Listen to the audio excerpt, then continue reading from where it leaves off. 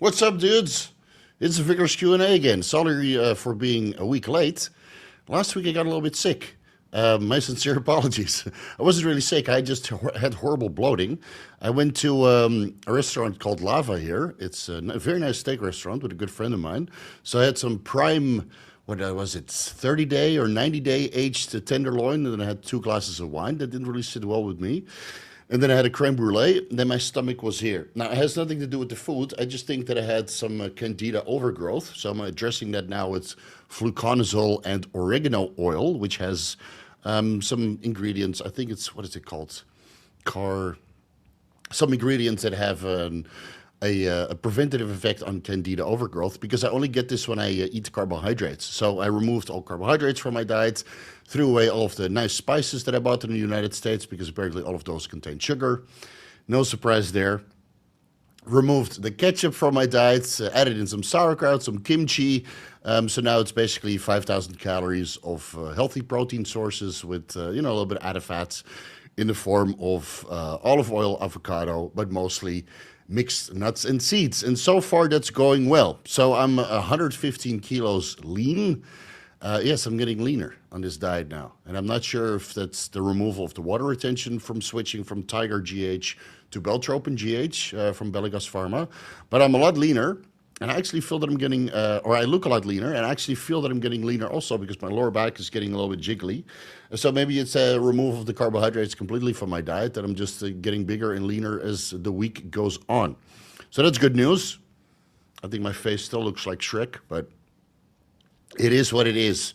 All right, so we have a lot of updates. Sorry for being a little bit late today because we had so many questions from last week and this week, which I addressed about 50% in the community page. So if you don't see your question answered here in the timestamps, then it's because it's answered in the community page. I'll keep that up for a week so you can read the answer. Like, Steve, where's my question? So I answered it with text. All right, let's see. Where do we need to go? Oh, yeah, I need to go to the YouTube file, the description, because I have a lot of updates. Where are we? There we are. Oh, yes. We are ready. Oh, wait. The email's not correct. 1 second. There we go. 1 second, guys. Vigorous recruitment at proton.me.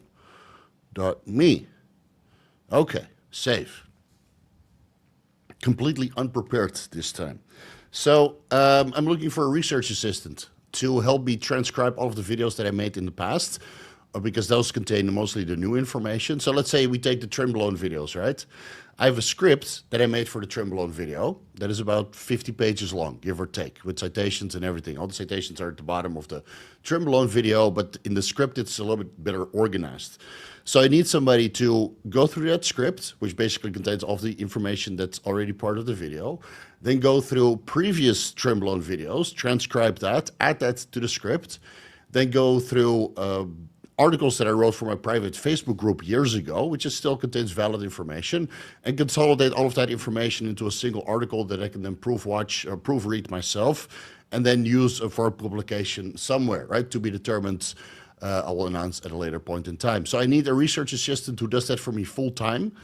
Basically a super fan who watches all of the videos, knows exactly what I discussed in each single video, and is available full time. Send me an email. The email is down below. We'll send it to my assistant. He'll do the selection process first. So you can send an email to vigorousrecruitment@proton.mill or at proton.me. Ideally, I'm looking for people with an education. So if you know how to research and if you've been trained in research, then that's a huge bonus, but not a necessity, because if you're one of those hardcore followers, subscribers, and part of the Vigorous crew, and you watch all of these videos, then you know from memory which video contains what, and how to piece all of that together. So I'm looking for somebody to basically transcribe all of the information, all of the documentation, all of the articles that I've produced so far, and put that together so we have everything in a living document, and then we can publicize that somewhere at a later point in time. Now we're talking about hundreds of articles, So again, this is a full-time job, and I might hire 2 or 3 people, but let's see how it goes with the application process. So again, the link is down below. In case you want to work with me, part of the Vigorous crew on a paid salary, let me know what your expected salary is going to be. And then we'll find some sort of, fair compensation. Let's start with the Black Friday deals, because it's Black Friday week, and it means discounts galore. Marek Health has a 25% discount on guided optimization and self-service diagnostic labs with code BLACK at checkout. But if you follow my link down below, it's better for the tracking of the sales that way. So again, you go down below, you have Marek Health, there's a link there, just click that one. Then they know that it comes from me. You get 25% off guided optimization and self-service diagnostics lab with code BLACK at checkout. And that runs from, yesterday, Black Friday, up until Cyber Monday on December the 2nd.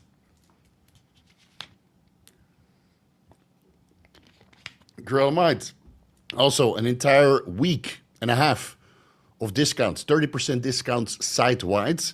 And 50% discount on Gorilla Mode base, energy shots, and Gorilla, the protein bars. Let me update that here. Protein bars, orders over $75 will receive free shipping, and orders over $125 will receive a free box of Gorilla protein bars. So you can even get those for free if you just place in a big fat order. Don't even need to put 50% discount, you just get it for free. Each order will also receive 3 times the entries for the 100K car giveaway. It's all with the same code Vigorous. So if you want to go shopping the next week and spend a little bit extra money on the Gorilla Mind, then you get big fat discounts for this, what is it called? Black Friday, Cyber Monday week. An Intelligent Shop is the same thing, right? Runs from Friday to next week, Monday. 30% discount on skincare and hair loss prevention methods, 50% discount on fragrances. And let's see, Cyber Monday orders, so that's only on Monday, on December the, 2nd or 3rd? Is that the 2nd?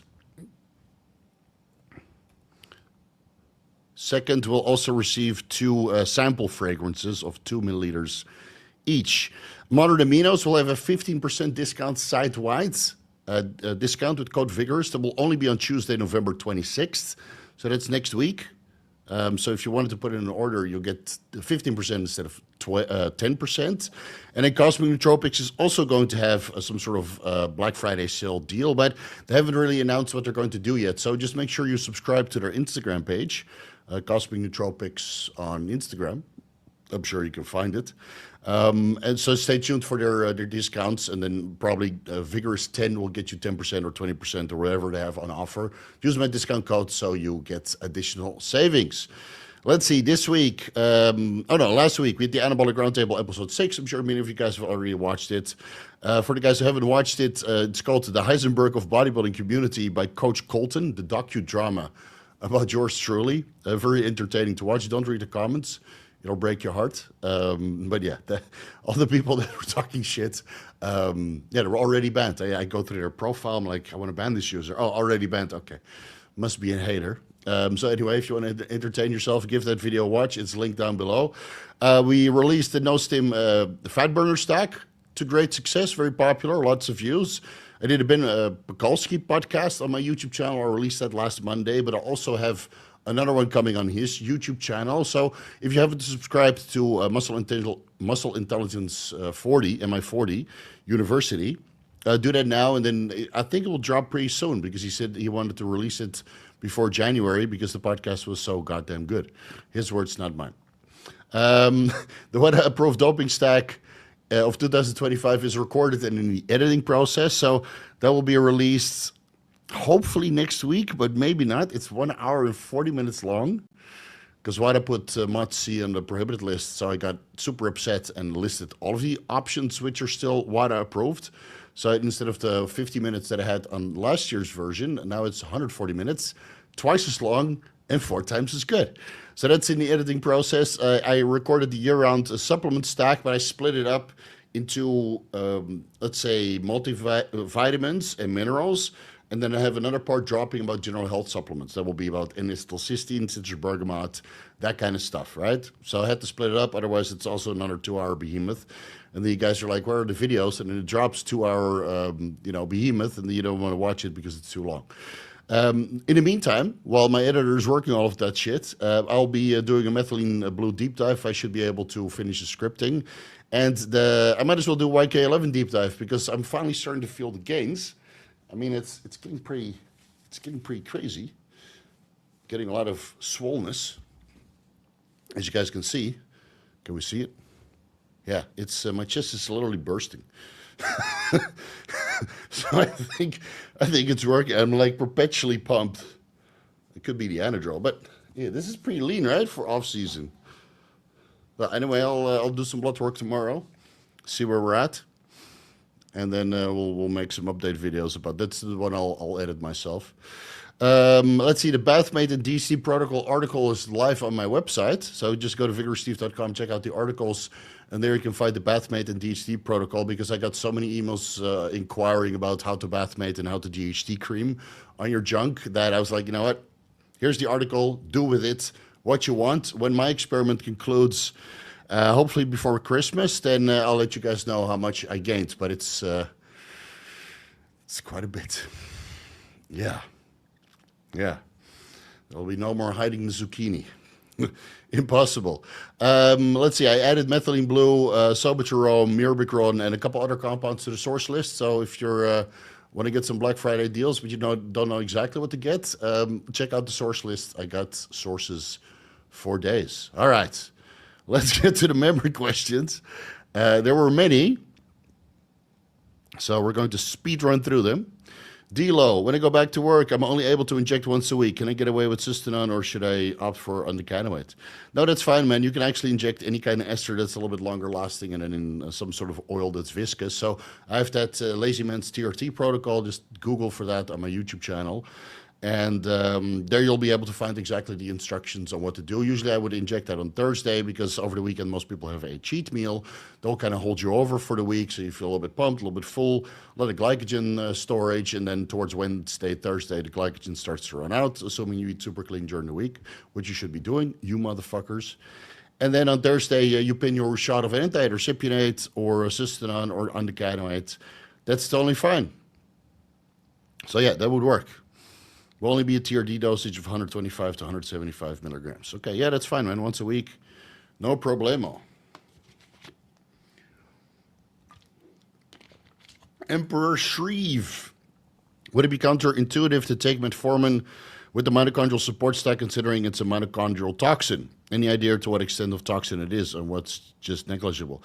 I would use metformin minimally, man. Like berberine was not really a toxin to the mitochondria. If anything, it's dipeptidyl peptidase 4 inhibitor, so it prevents the breakdown of several growth factors. That's one of the pathways of how berberine works. So based on all my research, berberine is just far superior for bodybuilders because it doesn't make you fatigued the next day, doesn't ruin your exercise capacity, doesn't lower your IGF-1 levels. And the anti-aging benefits of metformin have long since been disproven by Andrew Huberman and Peter Attila. So the only reason why I see the use of metformin is when you go ham on the hotel buffet and you went to the dessert aisle like 2 or 3 times, which is what I do, and then you have 500 milligrams to 1,000 milligrams of metformin to dispose of all of the glucose. But I'd rather go with empagliflozin in the morning and evening on such food abuse instead. Yeah, so metformin is old news, man. What is the proper dosing protocol for methylene blue? Cutting currently... I read it as currently. 10 milligrams before bed is what I've been doing. Before bed. Nothing noticeable yet, 5 days in. I would do 5 milligrams to 10 milligrams upon waking so you can actually get some of the benefits. Why would you take it before bed, man? Nobody takes that before bed. What are you doing? Where are you getting your information from? Hey, coach, why the wrong table of injectable steroids tier list is not on Spotify yet? Oh, I guess I got to bitch slap my assistant for not uploading that. I'll get on it. Kratos asks, hope you're feeling better, man. Yeah, doing better now. Still got a little bit of distension, but it's getting better. Currently on 2.1 grams of gear, 10 I use growth hormone, 30 I use Lantus, 100 micrograms T4, 20 micrograms T3 split morning in, evening. 5 weeks ago, TSH was in range. Now on a little bit more. T4, TSH is 0. Free T.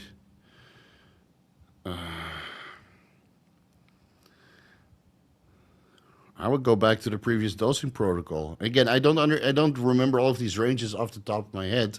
And if you don't include the ranges, then I obviously wouldn't know how much it is. I mean, your thyroid stimulating hormone is still in range, but it's less than before. Like ideally, you dose enough T3 or T4 to still keep your thyroid stimulating hormone around 1 to 2 milliIUs per milliliter, so you still get a little bit of thyroid production in the thyroid gland.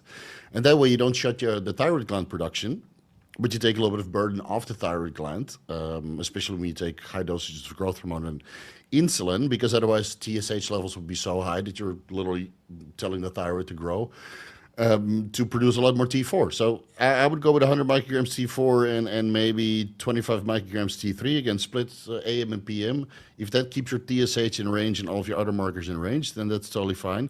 Just keep in mind that, you know, your free T4 and free T3 are going to be a little bit skewed because when you take 2 grams of steroids, your thyroid binding globulin levels and your high-density lipoprotein, which also transports thyroid hormones, is going to be low. So there's a lot of free thyroid hormones, and then at the time you take your blood work, it's probably the last time that you took your thyroid hormones was 12 hours ago, the night before, so levels might be a little bit lower, right? So again, it's a moment in time. Next time, maybe you take your thyroid hormones right before you go in for blood work, an hour, and then you'll see a significant difference, right? But then you have to do that twice, obviously, so you know the difference between a nighttime administration and a morning administration, on how that looks on your blood work. Skull asks, volunteer testosterone cypionate and HCG on a cutting phase. Do I feel hungrier or harder to lose weight? I don't know if it's a TRT or HCG putting water weight, but is there any changes you would make in regards to getting to 8 to 10% body fat while on TRT and HCG? Maybe you're holding a little bit more water, man, from the estradiol that the HCG produces. So go check your serum estradiol level, see if it's not too high. Maybe you need an aromatase inhibitor. Maybe you need more frequent testosterone cypionate administrations from every other day or twice a week to every single day.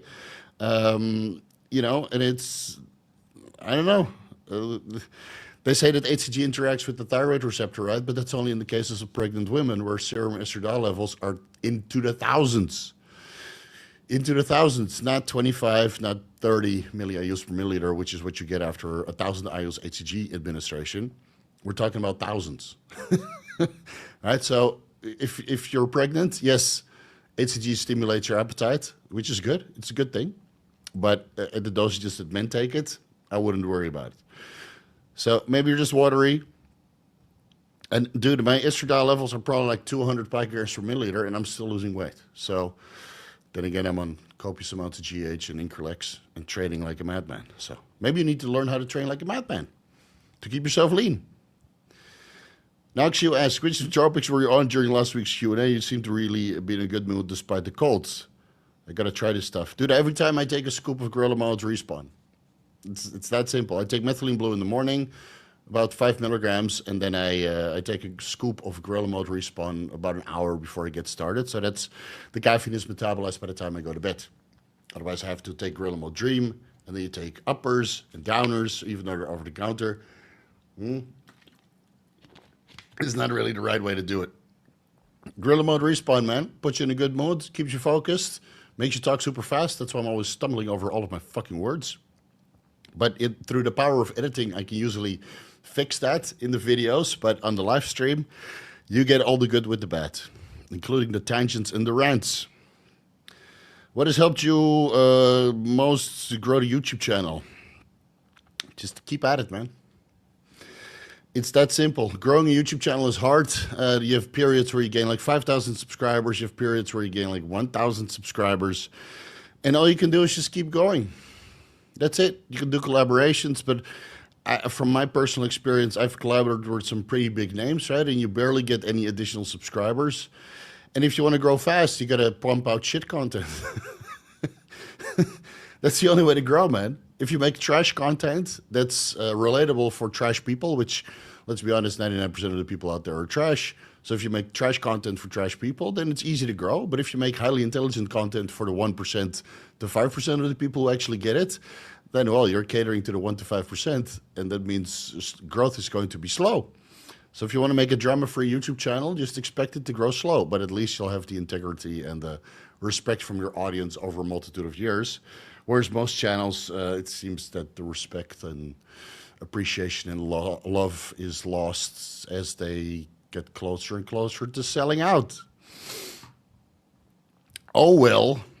Firelight asks, I have 10 milliliters Cerebrolysin ampules. The 5 milliliters was out of stock, and I inject 5 milliliters and keep the other 5 milliliters in the syringe for a day, or it will spoil. If so, 10 milliliters every other day. No, so what I did is I had the same issue, right? Only 10 milliliters were available, so I drew 5 milliliters in one syringe and then 5 milliliters into another syringe. The syringe that I was not going to use that day went back into the fridge to keep the temperature stable, and then I would shoot up the 5 milliliters, which I just draw. And that I've done that for, I think, the first month of my Cerebrolysin experiment, which has now been concluded. So I think a couple more days on the Cortexin, and then I can finish that. But I want to do the Methylene blue deep dive first, because it's so much scientific evidence. Fuck. And I know some of you fuckers are too smart, so this is why I want to give you a job. I know some of you fuckers will say, "Hey, what about this study, Steve?" And then it's a study that I overlooked out of the 2,000 or 230,000 studies that are performed on methylene blue. So that's why I need some research assistants to help me, piece all this shit together. First, we'll start with the old content, and once that's transcribed, you guys can help me with the new content. So it's even better than before. Don't worry, I'll still put my own spin on it, because I'm the one with all the experience. Am I not? All right, so make 2 shots of Cerebrolysin, pin 1 today, and the other one the next day. Luke's also asks, 50 years old, male, on 150 milligrams testosterone and 800 milligrams of Primo per week. Started growth hormone 1 IU per day before bed. Fasted blood glucose normally around 99, but occasionally around 108. 8 hours after waking. Do I need insulin? No. What you need to do is fasted cardio. And maybe remove your growth hormone or your carbohydrates before bed. But dude, it's 1 IU growth hormone. It shouldn't increase your blood glucose levels by 10 points unless you're unhealthy. So I hate to say it, but be more active. I take 10 IUs before bed, 20 IUs after leg days. My blood glucose is 72. So, but I do the daily fasted cardio, like I always say. Hey, Steve, is there a reason why people would prefer to use tirzepatide over retatrutide? Cost, availability. Like the reason why I used tirzepatide is because retatrutide was not available in Thailand, and I would be too lazy to order it from the United States. So I would just use tirzepatide from the compounding pharmacy here, which I think they're working on ordering retatrutide as well. And since Modern Aminos is so generous, well, I've stocked up some retatrutide, so I will never run tirzepatide again, because retatrutide is superior with the glucagon receptor activation, resulting in even more fat loss besides the GIP receptor activation. Downsize asks, if I shoot testosterone once per week because of low E2 and I have added in 50 milligrams of nandrolone, should I stick to once a week injections or more frequent for more stable levels? Doing testosterone 125 milligrams, nandrolone 50 milligrams, HGH 250 milligrams 3 times per week. I know, I would just mix the nandrolone with the HGH, nandrolone with the testosterone, shoot that once a week, check your serum estradiol levels 4 weeks into that protocol, and then see if you need to adjust, because it's impossible to predict what's going to happen. Zionic asks, what supplements compounds would increase a sense of well-being? I can take up to 400 milligrams DMHA? MDMA? DMEA? I don't know what DMHA is. Guys, somebody enlighten me what DMHA is. Notice some benefits of mood, but tolerance blunts it. Looking to feel euphoric. Methylene blue, MAOI inhibitor, increases serotonin levels in the brain. Tesofensine, selective serotonin, norepinephrine, dopamine reuptake inhibitor, makes you feel very euphoric, but that feeling goes away. Gorilla Mode's Respawn, I take it before every recording, man. But makes you feel pretty fucking euphoric as well, with the caffeine and the canna and whatever else is in there. So yeah, look there, man. Tesofensine, Methylene Blue, and Respawn. And combining Methylene Blue with Respawn is a pretty funky stack. That's the only way I can sit through these vigorous Q&As. Gotta be fucking high as a daisy to deal with the questions for 2.5 hours. Zeonic asks, could you talk about Helios Protocol site-specific fat reduction, such as lower pecs, currently taking 100 micrograms per day, clean orally, splitting up, worth the purchase? Yeah, absolutely, man. I will never go to oral clenbuterol ever again after I experimented with 40 micrograms Helios. And I would do half a cc, so I would do quarter cc, that's 10 micrograms clenbuterol, and what was it? 1 milligram yohimbine? I think it was like 5 milligrams or 3.3, something like that. I forgot, whatever is the belly gas concentration. So I would do quarter cc here, quarter cc there. Within 30 minutes, it would start working. I would do my workout, and then you could literally feel that it's softer and more flabby. That being said, now during the off season, all the fat is back. And my gyno, oh, can't wait to cut that out. So yeah, start with quarter cc injections. You get a little bit of spot reduction. The skin will get flabby, and then over time it will kind of slowly shrink, and then it will kind of retract. Again, as long as you keep using yohimbine, your skin will always be a little bit watery because that's just the way yohimbine works. It blocks the alpha-2 adrenergic receptors, and in that sense, as a lot of fat is being mobilized from the adipose tissue, a lot of water comes into its place, making you look watery as fuck in that area. And that's mostly in the case of the lower chest, the lower backs, and the glutes. So then you do a little jump, you know, for your wife, jumping naked, and then your chest is jiggling, and your lower back is jiggling, and your ass is jiggling. Not sexy, man. Not sexy at all. Adrian Tan, what's up, bro? Greetings from Singapore. Hey, Steve, really appreciate your time. Turning 50 next year. Guys, go to Adrian Tan's Instagram page and tell him if he looks 50 or not. This guy is a insane physique. Insane. Can't believe that you're 50, dude. Do you think there's still a possibility to make improvements to your physique? I want to put on some lean muscle, given that I'm really dialing in my food training and super subs, test Primo GH and insulin. Adrian, I think if you want to make improvements, you got to let go of your body fat levels. Instead of being the most shredded guy in Singapore all the time, maybe try to put on a little bit of size and a little bit of fluff. And I don't even think you can get fat if you wanted to, but maybe you cover, like it's winter now, right? So it's not too hot in Singapore. It will start getting hotter in, February. So why don't you do this? December, January, and February. And then when it starts getting hot in March, you can start cutting again. You increase the calories. A lot. Slowly, but a lot. Whatever you're using right now, just use the same. But trust me, man, once you let go of trying to stay in shape, you'll put on size. I put on so much size these last couple of weeks. I think it's been 5 weeks, 6 weeks in the off season, and I'm fucking huge, man. I'm 253 in the morning. I just weighed myself. I'm 257. So that's 117 kilos. Everything is tight. This shirt was it's a double XL. It's tight now. I can't even fit the other one. I look at it, it's just fucking cutting into my shoulder and shit. So just eat, man. You don't need to take more gear. You just need to let go of staying shredded and just, your little client, right? The little young boy that's like 14 or 15 years old that just eats. Just eat whatever he eats. Just fucking eat up, man. Eat all the durian. And grow. Because if you're already on test Primo GH and insulin, well, if you want to come to Thailand, I might be able to hook you up with some Increlex. I can point you in the right direction. But Increlex works way better when you eat a lot of food. And even I'm just recomping. All the fat that I put on in America, it's slowly going away. Because I'm eating a lot better now. Noxu asks, for post-cycle therapy, Natty, is Clomid the best drug to increase fertility? Can you take 50 milligrams for 6 months? Would you advise Nolvadex? No, you can't use selective estrogen receptor modulators long-term because they are linked to blood clots. So I would never in my right mind recommend anybody to run Nolvadex or enclomiphene or Clomid for long-term. For 4 weeks, maybe 6 weeks to finish your PCT, okay. And even then there's risks involved. But 6 months, I think that's, knowing the scientific evidence, I think it's a bad idea, man. It's not a good idea. So, and otherwise I would have done that to get my fertility parameters up, but I instead ran HCG and FSH. If you really want to improve your fertility parameters, you have to go for the expensive route. It's HCG and FSH. 1,000 IUs HCG Monday, Wednesday, Friday, and 75 IUs FSH every single day.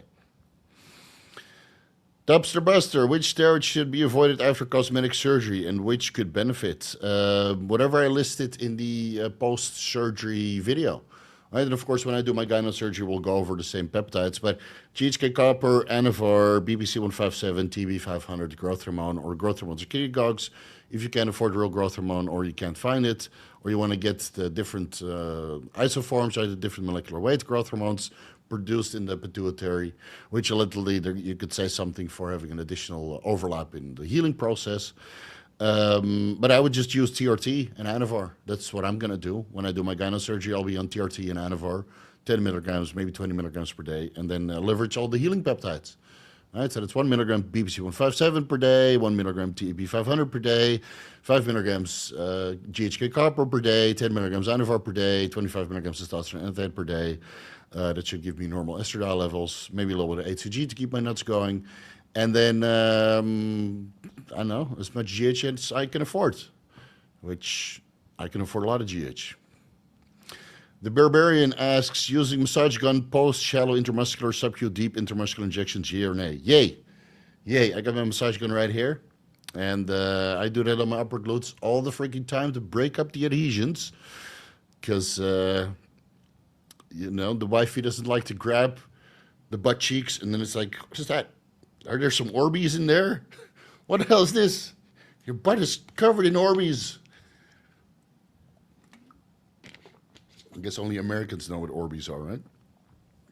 What would be M&Ms? Why is your butt covered in M&Ms and they're all sub-Q? Ew. Morphix asks, hey Steve, is there a way to heal pubertal gyno before it's too late? You're asking me for a drug protocol for somebody who's undergoing puberty, so that's a bit of a red flag. So I'm going to have to say, take this puberty person to do blood work, see if estradiol levels are high, and then if estradiol levels are high, fix the diet, remove all the phytoestrogens, and get the body fat levels down, and then see how severe the gyno is to the point you have to do surgery. But the good thing about pubertal gyno is if you play the victim card as a man, like I feel insecure, you know, I'm scared to have sex with girls because if I take my shirt off, the gyno's there, and if it makes me go flaccid, blah, blah, blah, you play the victim card, then your insurance might cover it. The gyno that I have, it doesn't matter how much the victim card I play, my insurance is not going to cover it. So, how did you increase sperm motility and morphology? So that's mobility and motility. Okay, so that mostly has to do with the oxidative stress. You can have a boatload of semen, but still have low morphology, mobility, and motility because of the oxidative stress. So removing the oxidative stress by coming off steroids. So you can't train so hard because training on steroids just results in oxidative stress. And the problem is most of the really potent antioxidants, besides ubiquinol, glutathione, and maybe taurine, have not been shown to have a beneficial effect on fertility. So methylene blue, for example, couldn't really find any fertility benefits, so I didn't use that. So I decided to come off steroids completely, use the HCG and FSH protocol, then use 1,800 milligrams injectable glutathione. I did it IV back in the day, now I'm doing that intramuscularly. I did 5,000 milligrams vitamin C once per week. I did the B vitamins and 200 milligrams NAD plus as part of that intravenous cocktail. Then I would have 5,000 milligrams taurine per day, and or 5,000 milligrams vitamin C per day, and about 400 milligrams to 600 milligrams ubiquinol per day.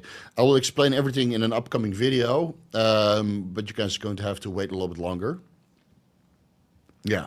There will be a video at one point in time where I explain how to get your partner pregnant. Just give me a few more weeks. Yeah, that will be the most groundbreaking video on this YouTube channel after the mitochondrial support stack video. You guys know me. If I do a video, I do it right. At what dose of growth hormone would you, in general, start to notice water weight and retention? It could be from 1 IU, man. Could be from 1 IU. But it depends on the brand. Like I switched from 10 IUs, let's see, 10 IUs Tiger GH to 10 IUs Beligostropin, and I actually used 20 IUs on leg days. and I'm leaner now. So it really depends on the brand. No, okay, the belly gus tested a little bit lower on serum test. So I'll check that again tomorrow. And I'll just shoot another 10 IUs intramuscularly 2.5 hours before drawing blood to get an average, because I only checked the Tiger GH1s, gave me 36 nanograms per milliliter, and belly gus GH1s gave me 32 nanograms per milliliter. So I might as well check it again, see if there's any difference. But yeah, it's brand to brand, man. The edema around my ankle's almost gone. It's almost gone. And it's a shame because the Tiger GH was really cheap. Oh well. Steve Allen, how long should I wait to test IGF-1 after starting growth hormone? How long does it take for IGF-1 to plateau after GH dose changes? It could be 1 or 2 days, but usually what you do is you go on, let's say if you want to run 2 IUs growth hormone per day, you do 2 IUs growth hormone per day for a week to bring your IGF-1 levels to a stable point. That's usually long enough. And then you still shoot 10 IUs growth hormone intramuscularly, preferably in the shoulder, 2.5 hours before drawing blood to see if you get a serum level of around 32, 36 nanograms per milliliter. Or you can do the IV test, but you know that's not for the faint of heart. 2 IUs IV 5 minutes before drawing blood. You should get about 80 to 120 nanograms per milliliter. Currently on 50 milligrams Cardarine twice daily. I wanted to switch to injectable. I answered this in the chat, but don't run injectable GW 51. Don't run the injectable Cardarine or SR9009 because it's all produced with propylene glycol or polyethylene glycol, and that's highly toxic. Injectable SERMs or injectable SARMs and these kinds of compounds are all produced with propylene glycol. That's why I didn't index them on my Control F source list, even though some of my affiliates do carry them, because I can't recommend them. Even though some of my affiliates carry injectable SARMs or these metabolic modulators, knowing that they're produced in propylene glycol or ethyl oleate, I cannot recommend them to you guys because I know what kind of damage those compounds can do. And if you didn't know, then watch the synthetic carrier oil deep dive, which is probably my biggest contribution to the fitness industry. Type in carrier oils, you probably get like 3 or 4 videos explaining everything. So no, I wouldn't use these compounds. Just use orally. Same with YK-11, right? YK-11 supposedly has terrible oral bioavailability. So they're like, yeah, just inject it, bro. And then you look at the formulation and like, no, man. These compounds are toxic enough by themselves. Why would I inject the synthetic carrier oils to make myself even more toxic? Are you crazy? Currently 3 weeks post Gyno up, which markers are most important to stay on top of so the Gyno doesn't return? Estradiol, progesterone, and prolactin? Yeah, I would say so. Estradiol at this point is the most important one. Yeah. Acne solutions. Do you have any deep dives on that? Yeah, just you know, for the $2 that you spent, you just could have typed in acne and you got 5 to 7 videos. So, vitamin B6, P5P at megadose, just 10 grams to 20 grams per day. Make sure you take a vitamin B100 complex, but that's because the vitamin B5 uses the same excretor. So if you megadose the B5, you're also excreting a lot of the other B vitamins. So B100 complex when you're megadosing the vitamin B5. Avoid all dairy products. Watch your hygiene. All right.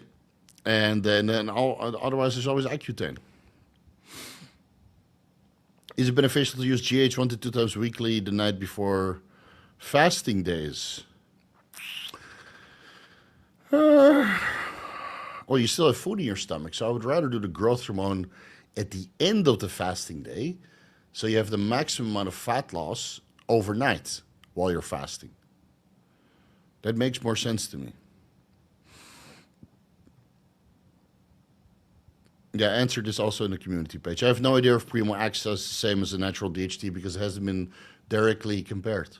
And I didn't find anything in all the research paper that I read about DHT when I was researching Masteron or Primobolan itself. I mean, we know that Primobolan is anabolic. We know that it increases erythropoiesis. And we know that it makes you look good. But we don't have a direct comparison because DHT is just naturally produced.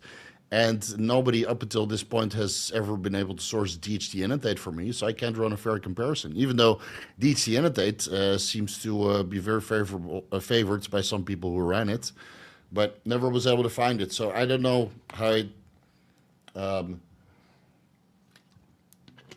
compares, but you might get a DHT-like effect from Primo because it's a DHT derivative. I mean, regarding hair loss, right, you might get a similar effect. Regarding libido, you might get a similar effect. Regarding SHBG reduction or the reduction or skewing of the lipids, you might get a similar effect. But again, you take primobolan in a superphysiological amount, and DHT you can only get in superphysiological amount when you megadose the testosterone, and even then you only get so much conversion.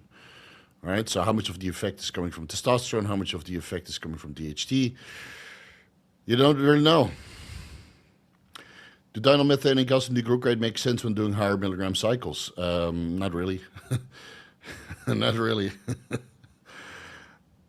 300 milligrams testosterone NTA, 200 milligrams Primo per week, year-round, looking to add 50 to 100 milligrams Tren for 1 to 2 months upon summer for strength and aesthetics, low body fat. Am I better off with increasing Primo instead of adding in the Tren? There's nothing like Tren, man. I mean, add in 50 milligrams a week. See what happens. Maybe the first month you do 50 milligrams a week, and the second month you do 100 milligrams per week. And then the third month you do 300 test, 300 Primo, you take the Tren out. And then let us know what makes you look better. It's probably the second month on Trenbolone at 100 milligrams per week. Yeah. I looked way better on Tren than I did now off of it. My mind was not in the right place. Thoughts on Deca only. If you've explored all oral options and testosterone clearly is not working for you, then you can give it a try. I'm not against it, but yeah, I'm not against it, but I would consider it the last fucking option. We need a Black Friday blood work deals. Yeah, it's linked down below, man. Marek Health has got 25% discount on blood work. Code BLACK at checkout. Follow the link. Use code BLACK at checkout. You get 25% discount. Do it. Steve, where can I find a masculine blood work reference range and to add to a spreadsheet I'm creating for my first blood test? I think that's in one of the TRT videos. So you can just copy it from there. Or you go to LabCorp. LabCorp has a pretty masculine reference range. Goes up to 1,100 nanograms per deciliter from what I remember. In Thailand, it goes up to 830 or something, which is not very masculine. Steve's arm getting bigger each Q&A. Yeah, it's, I don't know, it's not really that much bigger because I'm only training triceps, right? Biceps, I don't really train. But everybody in the real world, they're like, I come to the gym and they're like,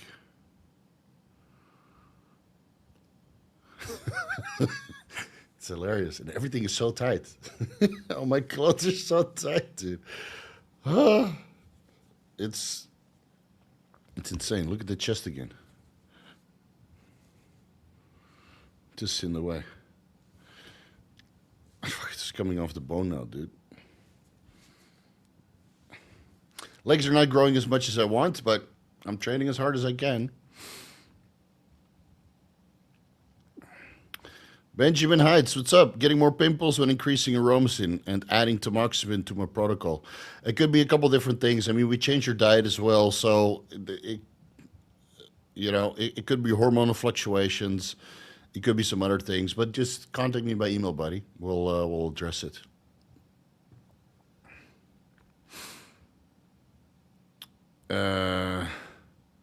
What happens when you mix nebivolol with Cialis? Okay, so nebivolol can lower your blood pressure, and Cialis can also lower your blood pressure. So you would ideally run them separately first and see how your blood pressure changes. That's why I recommended Benjamin to get a blood pressure monitor in the form of an Omron 7, so you can kind of see how you respond to each of them. And if nebivolol drops your heart rate by a couple points and your blood pressure is still in range, and then you add in 5 milligrams Cialis, and that's drops your blood pressure a little bit more, but not to the point that it's alarmingly low, then you can stack them together. Now, keep in mind that nebivolol and Cialis both increase nitric oxide levels in the bloodstream, so you might get an overlapping effect there regarding pumps or additional blood pressure reduction. That's why it's so important to look into the drug interactions and always make sure that you add in ancillaries one by one until you have some experience with it, and then see how that goes, And again, you know, if you combine that with stimulants, you have a vasoconstriction effect. So how much of a blood pressure reduction are you going to get when you combine something like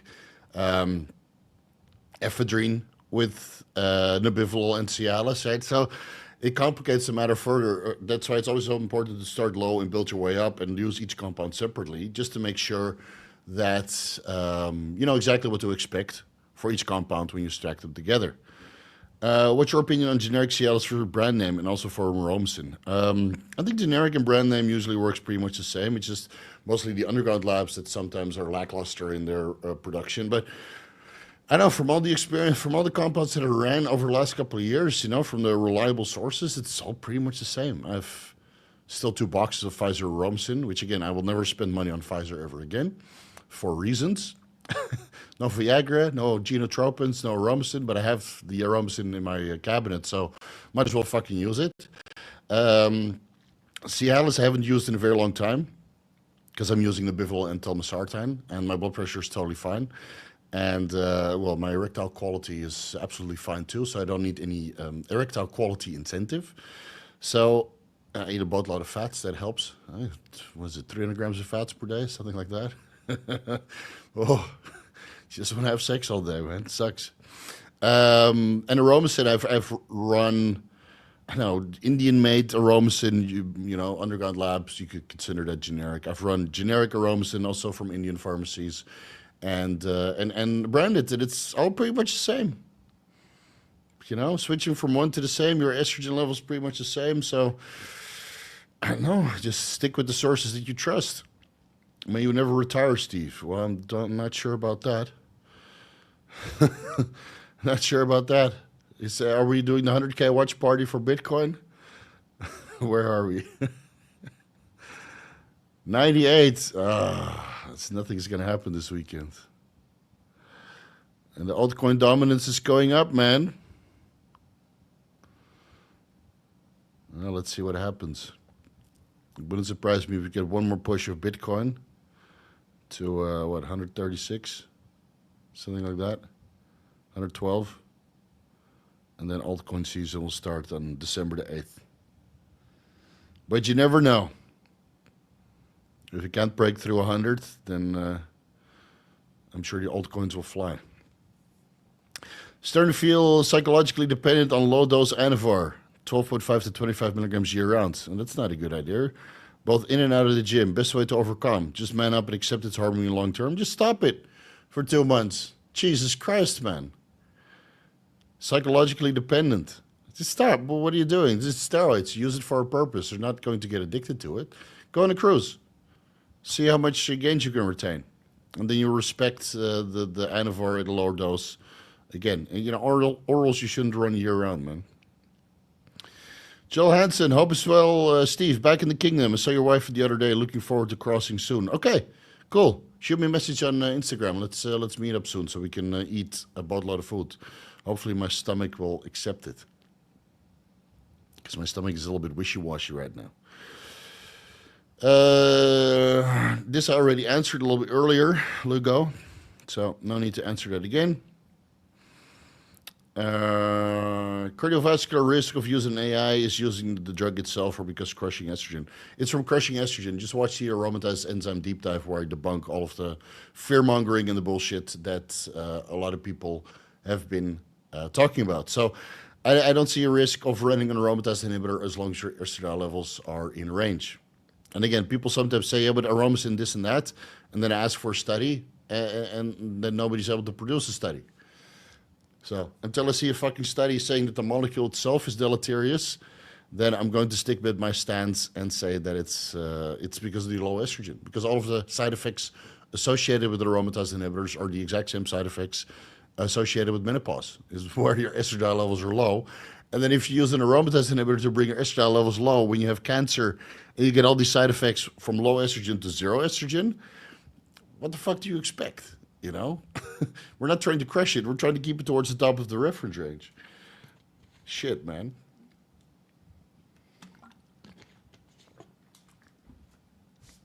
You know, what I'm doing is risky. because high estrogen has been related to blood clots.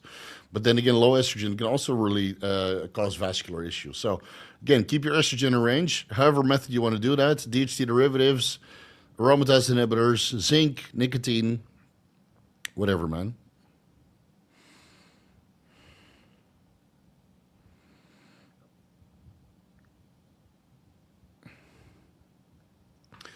What's the relationship mechanism between HCl and T3 and T4 hormones? High density lipoprotein transports thyroid hormones through the blood.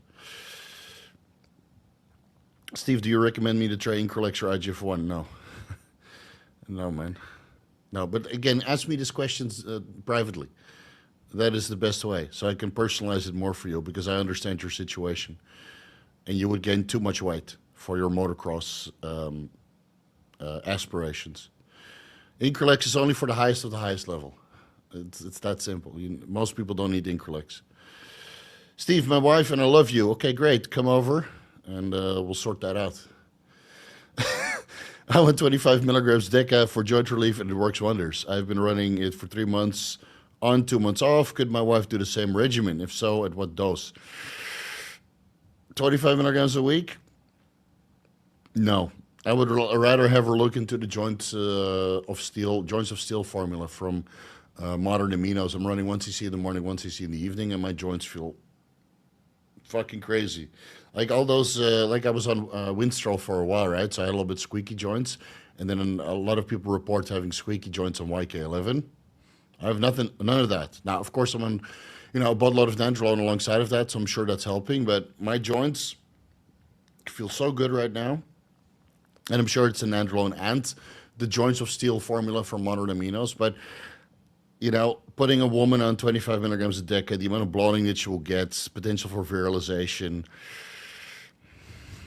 I would explore all other options first. Best PEDs for vascularity, Cialis. Maybe boldenone, having low body fat levels, telmisartan increases your vascularity.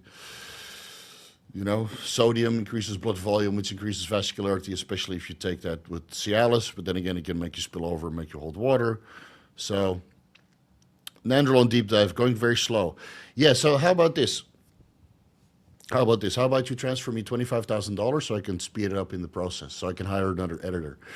Right? Sometimes these deep dives takes time.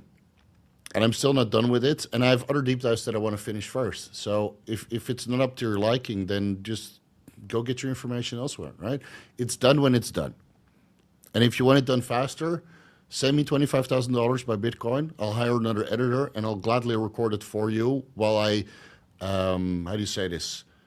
Relinquish responsibilities elsewhere. Yeah? And if you don't want to do that, then shut the fuck up and wait until it's done, man. It's done when it's done. Coach, last 6 weeks of a blast. 225 milligrams testosterone enanthate, 350 milligrams Primo, 175 milligrams of VAR, 25 milligrams per day. Adding 25 milligrams of Winstrol daily. Half a milliliter sub-Q. Should I drop the VAR? Just let's be happy with these lipids and fuck off. Already on telmisartan. So what does telmisartan have to do with the lipids? I don't know. If you're in the last 6 weeks of a blast, man, just fucking add it in. Because your blood work is already horrendous on this much test Primo and Anavar. The ezetimibe is not going to save you. The citrus bergamot is not going to save you. The fish oil is not going to save you. The daily fasted cardio is not going to save you. And even then, my lipids were not that bad on a similar protocol like this. So go for it. Just fucking go for it. Man up. And fix it afterwards by taking a nice, fat, long cruise until your lipids are good for a couple months. Also, what's the cosmetic look of Deca only? Would you be wet like it was just test? No, I think it was a little bit drier on Deca only. But then again, it's been years and my diet has changed and, my ancillary supplements have changed. So I'm pretty dry now. I would expect with the amount of estrogen that I have, that I would be a lot more watery, and the amount of growth hormone and ment that I'm on, I'd be a lot more watery, but I'm not. Maybe it's from removing all of the carbs from my diet, I don't know. There's so many factors that play into it, man. Like my electrolyte intake is super consistent. I'm on taurine. I'm on all the good stuff. I sweat buckets. Look how wide I am. can't believe it. I sweat buckets, you know, so I think most guys on Deca only look pretty dry because their testosterone levels are 0 and their estrogen levels are very low. And again, you know, the more you live your lifestyle, the better you end up looking. So I'm super regimented right now, so I end up looking pretty good. I took 5 milligrams Cialis in the morning. I want to train with injectable ephedrine today. Shall I take Nebivolol or better skip the ephedrine? So this is a problematic drug interaction, right? So again, did you already experiment with Cialis and Nebivolol in combination or Cialis with injectable ephedrine in combination? It's a bit problematic, Benjamin. These kinds of things, because I don't know if you've experience with Cialis only. I don't know if you've experience with injectable ephedrine and Nebivolol. All right, so again, just shoot me an email about this stuff, man. On 550 milligrams testosterone per week plus Arimidex. After 14 days without Arimidex, my estradiol 74 picograms per milliliter. When I take 0.1 milligrams Arimidex, estradiol is 24 after 24 hours. That's fast. I often had crass estradiol pre-4. Is it okay to keep this dosing? High estrogen is great, but 65 picograms per milliliter is a problem with Gyno. You respond very aggressively to Arimidex. Maybe take a much lower dose of Aromacin, see how you respond to that. And otherwise, maybe look into dinylmethane and calcium deglucarate, because if you don't aromatize much or you are a fast metabolizer, then maybe dinylmethane and calcium deglucarate is the way to go. So that's 100 milligrams dinylmethane in the morning and evening, 200 milligrams per day, and 500 milligrams calcium deglucarate morning and evening, 1,000 milligrams per day. And see how you respond to that, because most people would not get such a dramatic reduction in estradiol from only 0.1 milligrams Arimidex. Yeah, that's a pretty hefty response. Because you're just blocking further conversion, and it takes several days for the estradiol to metabolize. So, yeah, I'm baffled, honestly. I'm baffled. Maybe look into Aromacin or calcium deglucarate and dinylmethane.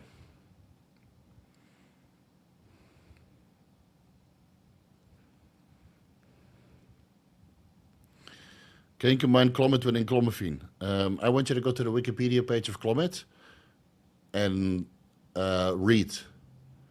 And then you'll understand that Clomid is 62% or 68% enclomiphene. All right? So, and then come back and apologize for your question, because it's very uninformed, buddy. Come on, you should know this. Coach, continuing, 186 centimeters tall, 91 kilograms early in the morning, 7% body fat, Bipolic 7-fold protocol. Okay, nice. 2,800 calories a day, really low. Yes, I would eat it a lot more. I rely on my Garmin and have an average caloric expenditure of 3,500. Yeah, so just bring it up to 3,500. If you're 7% body fat on a skin fold test, you're lean enough, man. Bring it back down to up to baseline for a while. And enjoy enjoy your large and in charge physique, because you can't be fucking diced all the time. You just kill your libido. Would you use letrozole for PCT? Nope. Nope. It's all explained in the PCT videos. I have a pinched nerve in my back, assuming inflamed. My left index thumb and middle finger are numb. Any recommendations to aiding getting relief or feeling back my index finger compounds? Maybe discuss this with a chiropractor. That's not something that I'm specialized in, and I don't think that any compounds would help with that. So if you have a pinched nerve, then it's a structural issue, and you need to relieve that structural issue with, acupuncture or, I don't know, chiropractor. It's not something that I'm specialized in. So I honestly don't know.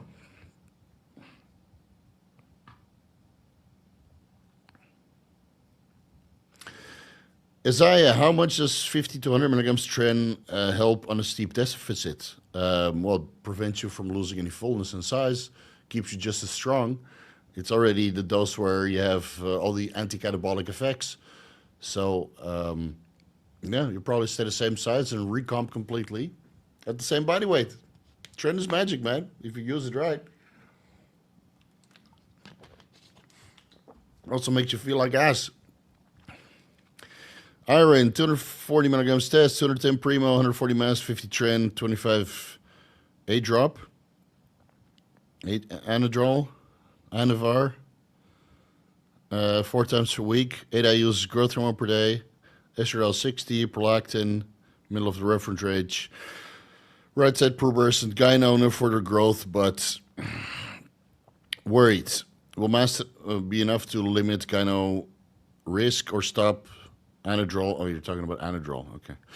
Until the estradiol is reduced to 50. Okay, so estradiol 60, that's not really gynecomastia territory. You're on testin Primo or Primo Mastrone that should prevent any gyno formation. 50 milligrams trembolone acetate is not enough to induce gyno, but 25 milligrams Anadrol could be. I think it's fine, man. If you notice any growth of gyno, I would take the Anadrol out. That's simple. It's that simple.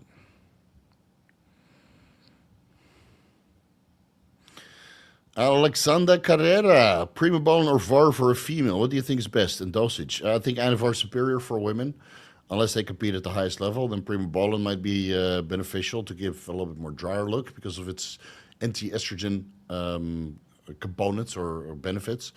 But for most women, they gain away with 5 to 10 milligrams of Anavar. It's that simple, you know. Most women take way too much because they train like fucking sissies. Right? They watch those bikini training videos and they don't even move, they don't even lift heavy, so they think that they need to train like that. And thus they need to take more Anavar because the hypertrophy response is not coming from the training. It's coming from the 20 milligrams, 30 milligrams of Anavar that they're running. So it really depends on your goals and how hard you train and how serious you are. If you're serious, you train hard, then you don't need much, 5 to 10 milligrams. And of course, the bigger you are, the more you need to ramp it up. And with Primobolan, it could be, 5 milligrams, 10 milligrams sub-Q a couple times a week. Could be up to 25 milligrams Primobolan 3 times per week sub-Q. Right, 75 milligrams per week. Some women run 100 milligrams Primobolan per week. But then we're talking about wellness or figure, and it's a little bit higher classes. So it depends on what the goals are. Right? If I recommend the bodybuilder cycle to a guy that wants to do men's physique, then obviously we have a problem. Does T3 need to be taken on an empty stomach and solo for best absorption, or can be taken with all the other AM, PM supplements and or food? So in the medical insert, it says that you need to take it on an empty stomach. So that's what I've always done, but sometimes that's not really possible because you just ate, you're in a hurry, or you forgot to take your supplements. And then you take it with a meal, and it seems to not really affect it. The next day I would feel or wake up with my stomach just as empty and feeling just as hungry. So again, how much of an overlap that is from the T3 the day before? Not entirely sure, but what I usually do is I take my supplements in the morning about 2 hours before having breakfast, and then my evening supplements I take when I start cooking my last meal. So after this, I'll take my last supplements. So that's what, 2:30. I'll start cooking my last meal of beef, eggs, mixed nuts, sauerkraut, some vegetables. So I'll take my, it takes about 15 minutes to prepare, right? So I'll take my supplements, empty stomach, reasonably, 2.5 hours after the last meal. So I got about 15 to 20 minutes to absorb that, the vitamins and the medications that I'm taking. I'm taking T4, not T3. And then I have my meal. You know, whatever doesn't get absorbed, then it is what it is. I'm not too OCD about it anymore. I'm finishing a cycle of test, Tren, Anavar, Cardarine, T2, T3, Clen. I want to know my panels to prepare for the off-season. Staying on TRT+, would the Vigor Steve check-up panel be enough to see where I'm at? Can't spend for the full. I can't remember which ones are on there. I think the Vigor Steve checkup panel should be enough. Let me check on Marek Health real quick. Marek Health Vigorous. Checkup panel. That's 25% off now, so. Oh, we see that you're outside of America. Yes. Testosterone, DHEA, sexual globulin, complete metabolic panel, lipid panel. No, this is actually enough. Yeah, this is enough. But then again, 3 months into your TRT, you would have to check it again just to make sure that everything is in range. Yeah, just be like me. Do blood work every 2 months or every month.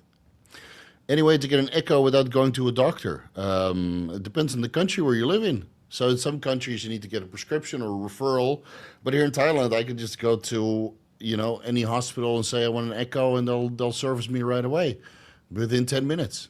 You know, but that's one of the reasons why I moved out of Holland, because I was sick and tired of the health system there. You have to make an appointment, wait 2 weeks.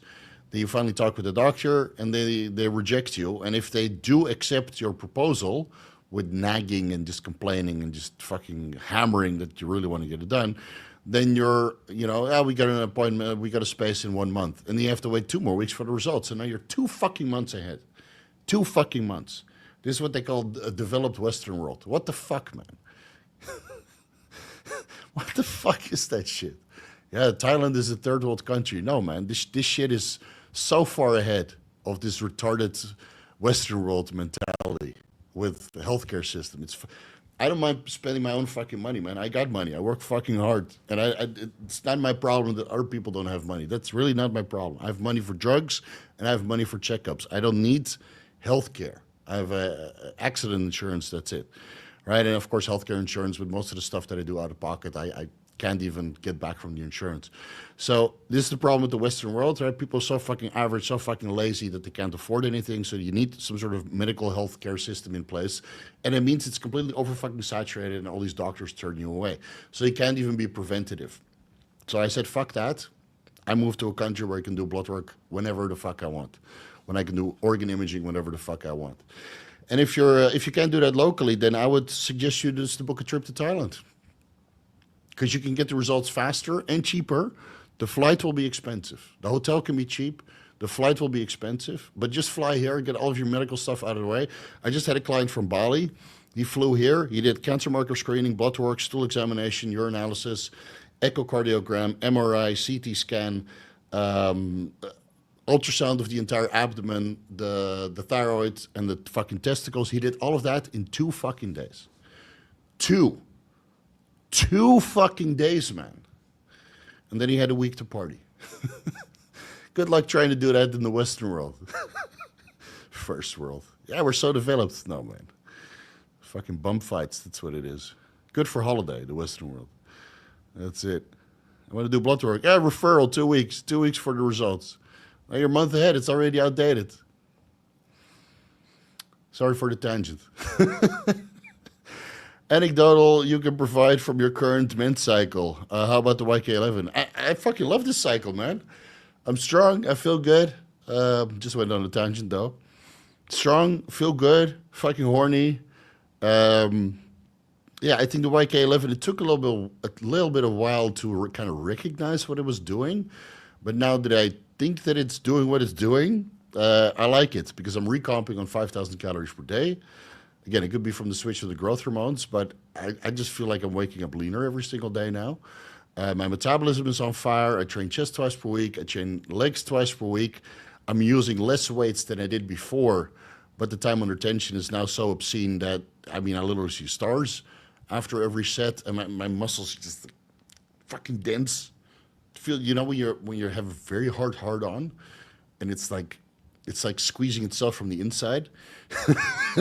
Maybe that's the Bathmate protocol. That it's like so fucking dense, it could literally cut rock, you know, cut diamond. So after like, this is a completely wrong fucking analogy, but I'm so fucking pumped after chest day or leg day. Like, oh my God, dude. I don't know what I was missing for the last 3 years, trying to stay in the caloric deficits, trying to train lean for you guys, right? When I went off cycle or the non-alcoholic fatty liver disease, I've been in the caloric deficit for like 3 years straight, 2,500, 2,800 calories. And I finally pulled the plug in the off season. Horny, pumped, swole, everything's too tight. I'm getting leaner. I'm eating a boatload of food. I'm never hungry. I don't need fucking retatrutide to bloat my appetite. I only eat clean. Throwing away the ketchup was no problem. Every time I eat my meal, it's enjoyable though, but it's not like I need to have a little bit of condiments with it. I'm having a fucking blast. which means my blood work is probably horrendous. That's the catch, right? You feel good, you look good, you're fucking strong, everybody's giving you compliments, and then you go do blood work. Hey, oh. Well, one more month. But I'll document that here for you guys next week. Yeah, I'm feeling pretty fucking good. I miss this.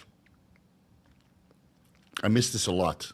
Just fucking raging in the gym and having a lot of energy and yeah, doing a high dose cycle, you know. I missed it. I'm gonna be fucking honest. And that also makes it problematic because cruising is coming up. And I don't want these gains to stop, man. But hey, we gotta stay healthy first and foremost. Johnston, super sticker. Any questions with that? I don't see it. All right. Well, you have 69 in your username, so it's easy to remember. So if I see it come by, then we'll answer that. Donate to you, bro, so you can get some so you get a free ice cream for £2. Can I get ice cream for £2? You can get a scoop. Yeah. Is it a good idea to have a scoop of ice cream now that my stomach is a bit, you know, fucked up? I don't know. I'll give it a try tomorrow. Zeonic, Steve, thank you for all your knowledge that you share. Please know that you make such a positive impact on so many people's life. A blessing. Thank you. Yeah, I hope I do. That's the ultimate goal, right? I also piss off a lot of people, which I see occasionally in the last 2 weeks ago. I had to ban like 3 people, dude. Holy moly! Like this remembers. They're going fucking insane. So I'm like, what the fuck is this? You know, what did I do to deserve? Just because I don't put Dianabol in S tier doesn't mean that I'm a terrible person. Jesus fuck. So anyway, enjoy it while it lasts, I would say. No, it's going to last a bit, but you guys know that I'm winding down. Luckily, by increasing the rates, I have a lot more time for research. That's to the dismay of the people that wanted to do consultations with me. But can't be on the phone all the time, man. Is empagliflozin a better option than berberine when running growth hormone MK677 at higher dosages? Why would you run growth hormone and MK677 at the same time? Just run MK677 or run growth hormone, not together. What use cases would you recommend? Canagliflozin for... I know I only have experience with empagliflozin, so and dapagliflozin. So canagliflozin, I have no idea. But go by your blood glucose levels, man. You would only need to add these compounds in if your blood glucose levels are running high. So again, look into the pathways and how these things work. Berberine increases insulin sensitivity, is a dipeptidylpeptidase 4 inhibitor, prevents the breakdown of insulin and other growth factors, and thus controls your blood glucose levels further that way. But empagliflozin is a sodium glucose cotransporter type 2 inhibitor, which means that it now promotes the excretion of sodium and glucose when glucose levels are high. That also means that you need to supplement with additional sodium, because in your body's attempt to get rid of the glucose, it also gets rid of the sodium, making you cramping and flat and have terrible blood volume. So can you use both? Sure. Do you need both? I don't fucking know. Check your blood glucose levels. I would only run empagliflozin if you're on high-dose growth hormone before bed and you want a little bit of a hack on a ketogenic diet when you're running retrotide, which I explain in the video about non-appetite or non-stimulant fat burners. All right. So again, look into these compounds, how they work individually, how they could possibly interact together, and if you even need it based on your blood glucose levels, because you know you might not even need it. Why do female competitors look so much leaner and grainier than men? Because they're not on boatloads of tests, and women are motivated to get lean than men are. So if you go to the highest level of competition, the men are more shredded. But at the local competition, the men are just fucking lazy, and the women are a lot more serious. That's what I noticed, man. The bikini class and the wellness class is a lot more exciting than the bodybuilding class, because the bodybuilder is just fucking fat. I don't know what people can't get in shape anymore, man. Oh, there's a show next weekend, so people in Thailand or locally can change my mind next Saturday. There's an IFBB show here, or IFBB qualifier, but I don't expect people to be in shape there, besides the women. I don't know what it is with these bodybuilders, man. It's like they don't want to get in shape anymore. So, but you guys are welcome to surprise me. I was running 8 IU's growth hormone with no ankle edema and low carbs, and then started adding that in the carbs, and my ankle blew up right away. Yeah. So maybe this is the reason why my edema is also gone, because I removed all the carbohydrates. Besides the carbohydrates that I have in my mixed nuts. But yeah, no more condiments with sugars, no more ketchup, no more fruit, besides a little bit of blueberries. I removed all the FODMAP stuff. So kind of sucks. But hey, the gains are still coming, so I can't complain. Wrong mid. Supposed to say rosuvastatin, not telmisartan. I can't even remember what you said before, man.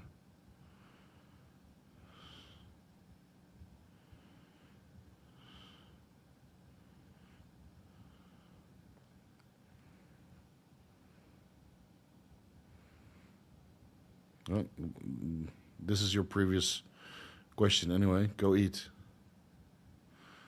Go eat.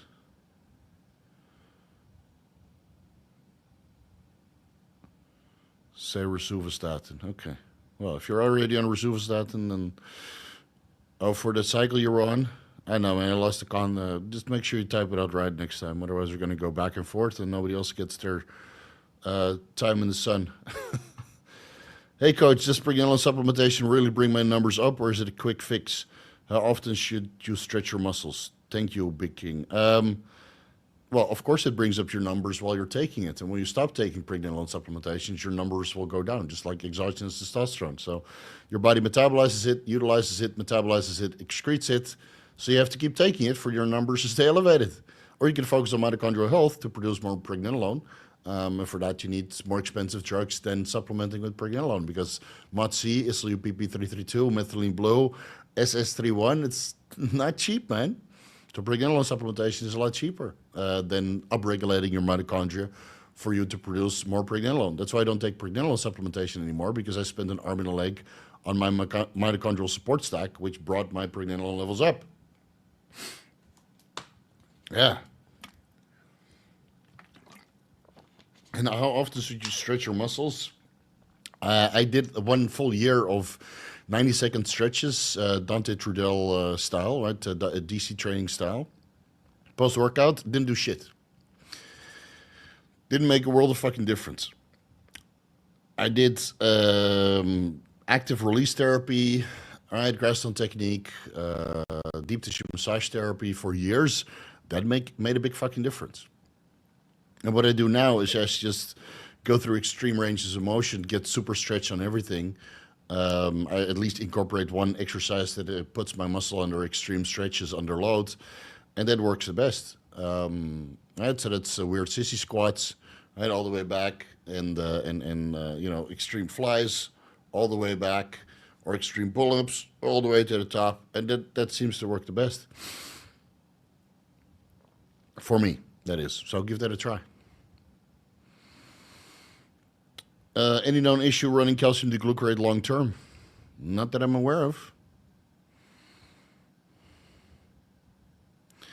Can you elaborate why estradiol should be at the top of the reference range? Well, you want to keep your estradiol towards the top of the reference range, or maybe even slightly over, because your testosterone levels are so high. And your diet testosterone levels or DHT-like derivatives are in the place, but you can't run your estradiol too high, because then you get gyno. And for some people, that's 65 picograms per milliliter, for some 75, for some 100 picograms per milliliter, right?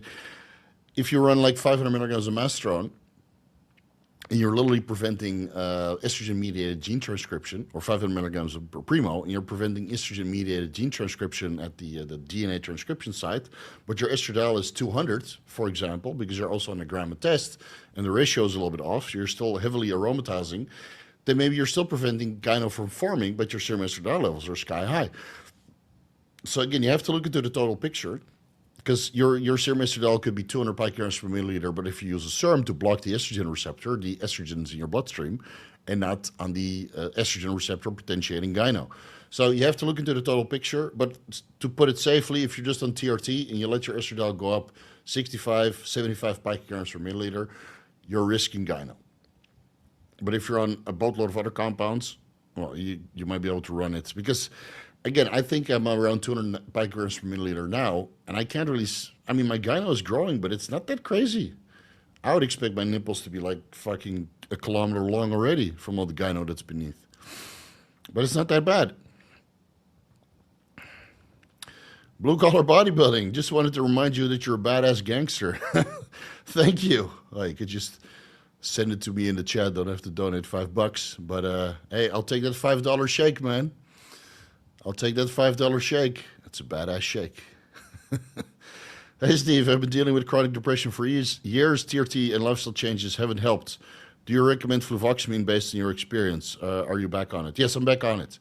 But I didn't deal with chronic depression. So maybe you need to run this past somebody who is qualified to recommend you an SSRI when you suffer from chronic depression. Because if TRT and lifestyle changes haven't helped, then maybe fluvoxamine won't help either. And since I'm not specialized in SSRIs or these mental conditions, I would advise you just to run it past a specialist.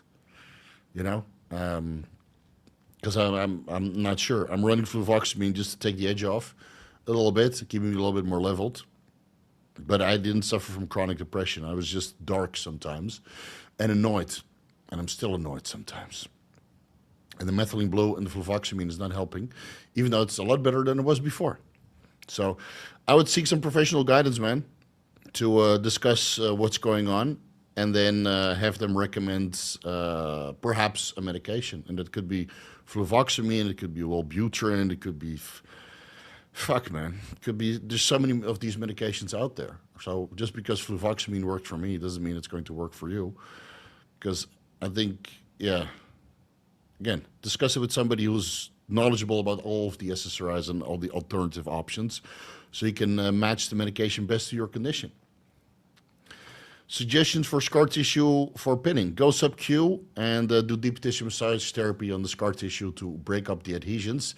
I have zero scar tissue anymore, but it took a lot of deep tissue massage therapy to work through it. A lot. It was very painful. Game Theory Optimal. Hey Steve, I'm currently running HGH monotherapy, 2000 IOs 3 times per week for total testosterone level 260. What? That can't be right. Also take DHM pregnenolone. Is this overkill? Yeah, I think it's overkill. I think 1000 IOs HGH 3 times per week is more than enough. And I would expect your total testosterone levels to be around 900 or 1200, not 260. Thoughts on cordivolol over nebivolol? I never looked into the difference. The only reason why I like nebivolol is because it has some beta-3 adrenergic receptor activation and it reduces blood pressure. So I only looked into nebivolol, and it has a long half-life, so you only need 1 administration per day. Never looked into cordivolol, so I don't know, do some research, see what matches your desires the best. But yeah, your total testosterone level is low, unless you're talking about free. But in HCG monotherapy, your SABG is usually quite high. How much smaller will most look on a cruise versus a blast? You'll lose about 10% of your size. I think that's reasonable. Yeah, so if I go from 250 now to a cruise, 25 pounds, yeah, I'll be 225 on a cruise. Yeah, and I'll look softer, right? I won't look this hard. I won't look this fucking, pumped with the crazy shoulders. This will go away. It will just look a little bit deflated. Now, coming off completely, that's a different story. Then you lose 20%. And that's hell, man. How cheap can a full body MRI be done for in Bangkok? I think 3,500 to 5,000 baht, depending on the Tesla details and which hospital you go. So that's about $100 to $150. Of course, it will never be as detailed as the Pronuvo scan, right? That's the one in the USA.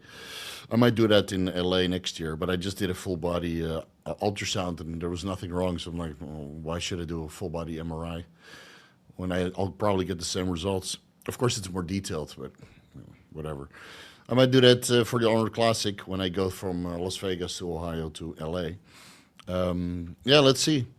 Let's see. But a full body MRI, it's not as good as the Pronovo in the US, but from what I've researched on a 1.5 Tesla with some sort of AI upscaling, an interpretation of the result, I think 5,000 baht is a safe bet, $150. Now that you mentioned, libido is indeed fucked since this low body fat level is low SSBG for a while now. T3 and T4 just started trying to help, along with 750 hours HCG per week. Gonna be in the US for a couple weeks. Should I stock up on oxytocin or something else for libido? No, but dude, just eat more. Just fucking eat more. Don't throw more drugs at it. Just eat more, guys. It's always the same with these guys that, yeah, I want to have the libido of a 16-year-old. Eat fucking more. Just eat more. Stop trying to be shredded all the time. It's impossible. It doesn't matter how much drugs you throw at it. I get these consultation guys all the time. Yeah, I want to have crazy libido, but I also want to stay in shape. Choose. Fuck. And 250 IUs 3 times per week is 500 IUs. More. Most of the HGH that's out there right now is shit. So just go to 500 IUs, and even then it's probably not enough. And add in some more fats, man. Eat like 100, 150 grams of fats per day. You'll feel 10 times better. You want to fuck all day, you want to jerk off all day. It's problematic right now. You know? But staying in shape long periods of time, you're not going to get any kinds of libido, no matter how much drugs you take, unless you start eating. And even then, you don't need to eat that much more. But, dude, yeah, don't know what else to tell you. Just fucking eat. Thanks. I'm enjoying listening to your answers. All right, cool. So, yeah, you spend $100 for a drug protocol, but if that's even dollars. But you just got to eat more fats. Trust me, man. Just eat like 5 whole eggs in the morning and 5 whole eggs in the evening for a week. And then come back. Can you give us Americans a Thanksgiving Day stack? What should we take to reduce the damage of all those sugars, fats, and carbs? I have a video on that, man. I have a video. Just type in holiday or something like that. I have a video on that. And otherwise, watch the SLU-PP 332 deep dive. I think at the end, I do some sort of fat loss prevention stack where you go to the hotel buffet. Yeah, that's in the SLU deep dive. I'm no longer going to list videos. If you want to watch it, use the search function. SLU-PP 332 deep dive or just type in holiday. And I'm sure there's 1 or 2 videos where I tell you guys how to prevent fat loss during the holidays or when you're on holiday. I have videos on this, 100%. Trying to burn stubborn visceral fat from dirty bulking back in college that has given me ab gut for years. Is testosterone a worthwhile route? Yeah, the scientific evidence might show that, but what you need to do is be in a steep caloric deficit and fast. A day or 2 days a week. Visceral fat is very hard to remove. You can use WADA, you can use erythrocyte, but fasting is the best way to get rid of visceral fat. And fasting is free, but it's hard. Yeah. So again, you do the exact same opposite as you were doing in college. Instead of dirty bulking, you do no food. So it's that simple, man. And then if you want to speed up the removal of the visceral fat with testosterone and erythrocyte and WADA, then go right ahead. But fasting is the way to get rid of it. Where do you go for your crypto news and predictions? I follow a lot of YouTube channels, and I do my own technical analysis every morning just to make sure that I'm up to date.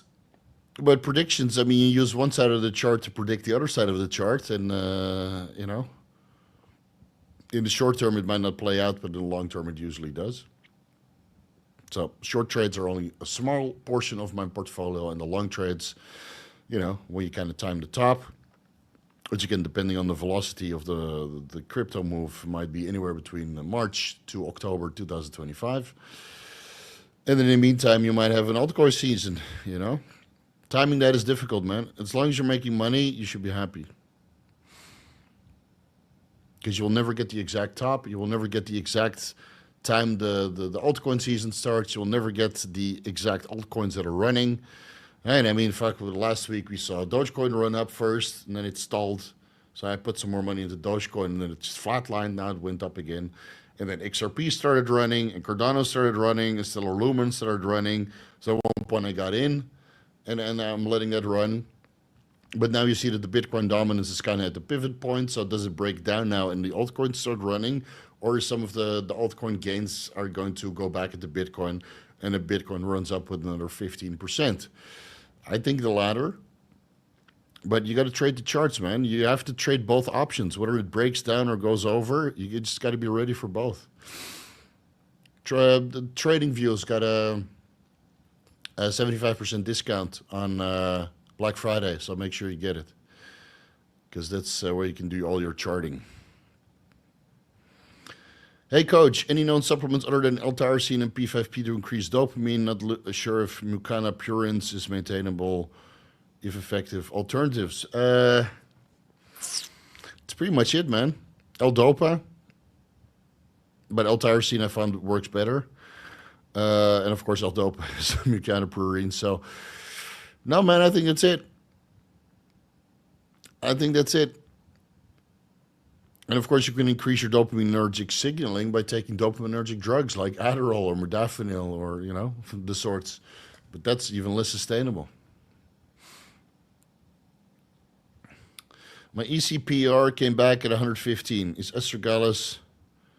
Oh, estimated glomerular filtration rate. Get back at 115. Is astragalus supplementation to thank for this? Could be. Maybe we're just not training hard enough. EGFR is fucking useless, man. Check your cystatin C levels. Come on, you guys know better than this. Check your cystatin C. Like, my EGFR is like 80 or something, and then I do a 24-hour urine collection test, and my GFR is 120. So it's just a calculation. Thoughts on pre-workout: 2,500 milligrams tyrosine, shilajit, geocycline, ubiquinol. Okay. Add anything. It looks like you're only taking orals. 4 grams of, what is it called? Peak O2. This is the mushroom extract that helps with oxygenation. And I would take maybe 5 milligrams methylene blue. Yeah, so 4 grams of peak O2 and 5 milligrams methylene blue. That should be a nice addition to this stack. And I would reduce the PQQ to 20 milligrams. Yeah, that's enough.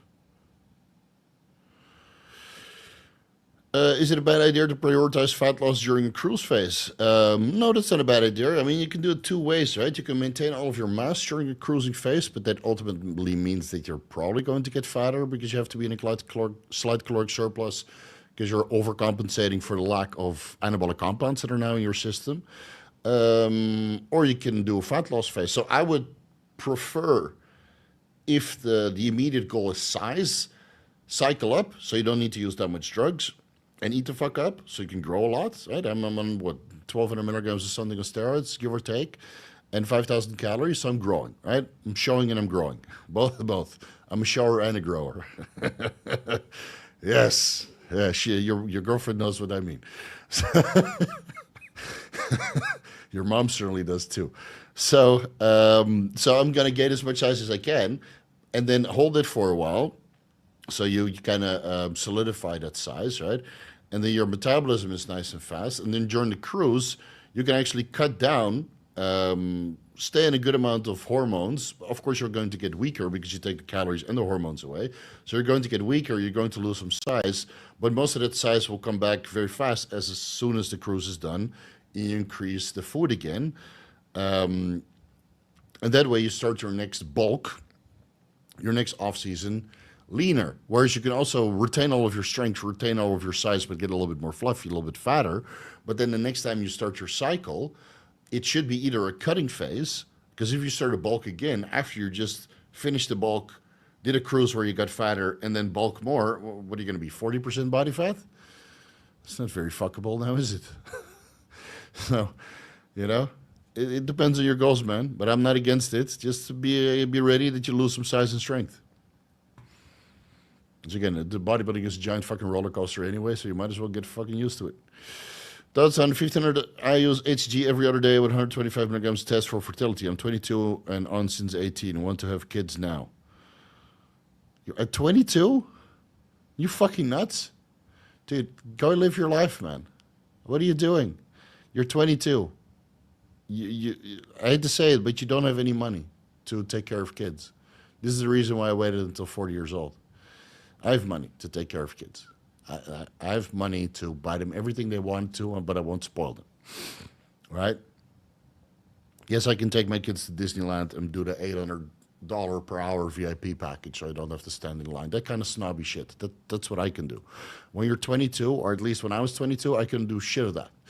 So I would tell you to reconsider until you're financially secure enough that you can provide your kids a better life than you got from your parents. And that's some serious fucking real man-to-man talk. So if you want to sustain your fertility on this amount of tests, 250 IUs will get the job done. If you're on since 18 and you didn't use it medically, then, well, you're probably a victim of the TikTok crowd, right? We all live and learn. You'll probably regret it when you're 30, but now you're just, still young. So you need some time to come to that realization. But when you're 22, you should not be putting kids on the planet because you're a kid yourself. I hate to say it, bro, but when I was 22, I was a fucking child. And I knew a lot at that time through hardship.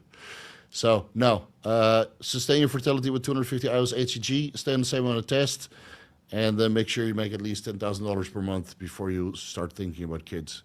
Because school's expensive, food is expensive, gifts are expensive, and $10,000 is, well, with the inflation, it's not worth what it used to be, man. Health insurance, school, it's fucking expensive, man. I'm talking about after taxes, 10K after taxes. Otherwise, you're not in no position to raise children. Dumpster Buster, only $150. Are you serious? In my country, it's 12 times that price for the latest technology MRI. So they might not have the latest technology. But yeah, basic diagnostic screening you can do here for reasonably cheap. And if you want super accurate, the highest level, of course you're going to pay for that. But initially, if you don't have a problem, you just want to check it for the fuck of it, do the cheap one. Do the ultrasounds, right? It's like $100 for a full body ultrasound. Yeah, full body ultrasound. Then if you have a problem, you do particular screening for that organ, and then you spend the money. And you could do the same with the MRI. Like instead of doing the ultrasound, you do MRI. Okay, you spend a little bit more, you get a little bit more detail, and then maybe that MRI will tell you there's a problem with your gallbladder. Okay, then you do the high definition contrast MRI with 3 Tesla and better AI upscaling. That's like $500 per session, because you also need to pay for the doctor fee, obviously, and reserve that because there's only one of those high quality machines in the country, whereas the basic ones they have like 20. So they need some ROI. Then you do the high detail screening there, right? Or you don't give a fuck. You do everything high detail, but yeah, then you're going to spend a couple $1,000s. It depends on what you want to do and how precious your time is. I developed serotonin syndrome while taking fluoxetine. Please tell me how to deal with excess serotonin. Anything other than drugs if possible. You need to lower the dose or come off of it, because the serotonin syndrome will go away if you stop the selective serotonin reuptake inhibitor. It's that simple. So you need to stop taking it, and then whoever prescribed you the fluoxetine, you need to discuss with them an alternative dosing protocol or an alternative medication. So yeah, that's the only thing I could recommend. The serotonin levels will come down over time. Like when I combined vortioxetine with methylene blue, I got serotonin syndrome, and then the next day I didn't take methylene blue again, and I didn't take the vortioxetine, and within 12 hours it was gone, right? Or one day it was gone. So yeah. Yeah. This is the only way. Just gotta let it metabolize and wait. Darwin Vincent, I have 10 grams SLU powder. Would it be beneficial to add 1 gram to sterile vial, mix it with bacteriostatic or inject? No, you need stop injecting the shit. And the powder is not sterilized. Don't be a retard. Currently doing 20 milligrams orally. Most people take like 1 milligram at maximum. So I don't know what you're doing. I'm taking 750 micrograms per day, and that's more than enough. So I would advise you to mix that with some sort of binder and then make 250 microgram servings, because 20 milligrams per day orally, that doesn't sound right to me, dude. Sounds like way too high. And again, you'll get more benefits out of these compounds if you combine it with methylene blue, MOTS, and other mitochondrial support aids like PQQ, biquinol, and maybe injectable glutathione for the oxidative stress that you potentiate, because the synergy at a low dose is more beneficial than megadosing a single compound. Hey Steve, don't know if my question was answered earlier. Try to scroll back up. When is there a benefit to include a DHT like Primo over increasing testosterone and AI? Oh, I didn't see that question. Sorry. If you want more of a cosmetic benefit, then Primo plus testosterone is going to make you look better than Primo plus an AI. But intelligent use of test and an AI, or intelligent use of test and Primo, will result in the exact same estrogen levels. And you could say something that testosterone is slightly more anabolic than Primo on a milligram for milligram basis, even though I feel it's pretty comparable. So let's say you want a little bit more swole look, a little bit more mass, then testosterone and aromatase inhibitor over testosterone Primo. But since everybody's vain and want to look better, all right, go with test and Primo, and then adjust the dosages based on your blood work results. What would you do to get over a flu as fast as possible? Rest and keep your body temperature high. You know, if it's a flu, then there's no medication for that. So drink a lot of tea, you know, go to the sauna, and sleep it off. All those home remedies don't work, man. I tried all of them. Hey, coach, regarding the Bathmate protocol, why do you recommend 2 milliliters twice daily before and after the Bathmate? On weekend days, we just use 2 milliliters before bed. Twice before and after the Bathmate. So you do 2 milliliters before the Bathmate, right? And then you pump it up. But on weekend days, like based on the Bathmate protocol that's on the website, you don't do Bathmates every single day. You don't have to do penis pumping every day. Some guys do it every day. And then you would apply DHT cream every single day, right? So if you do Bathmates every day, you increase the DHT applications. But I basically timed that based on what the website recommends, because I didn't have any experience with Bathmate at that time. And I still do it 3 times a week, and it seems to work quite well. But of course, there's crazy guys out there that do Bathmate every single day. Well, then you apply DHT cream twice per day also. But why would you apply it twice per day on the days you don't use the Bathmate? Right? Because you're not bringing any new fluid or you're not doing the pumping protocol. So you just rely on your nighttime erections. So that's why on the weekend days, we only do 2 milliliters before bed to count on the nighttime erections. On the anabolic roundtable, Kurt suggesting anadrol and winstrol for the pathways. What dosages would these start at, and what does Anavar fit into this? When would you swap either out for Anavar? I'm not entirely sure what you mean. For the pathways. Yeah, which pathways? The anabolic receptor, the non-genomic receptor? I don't know. Ask Kurt.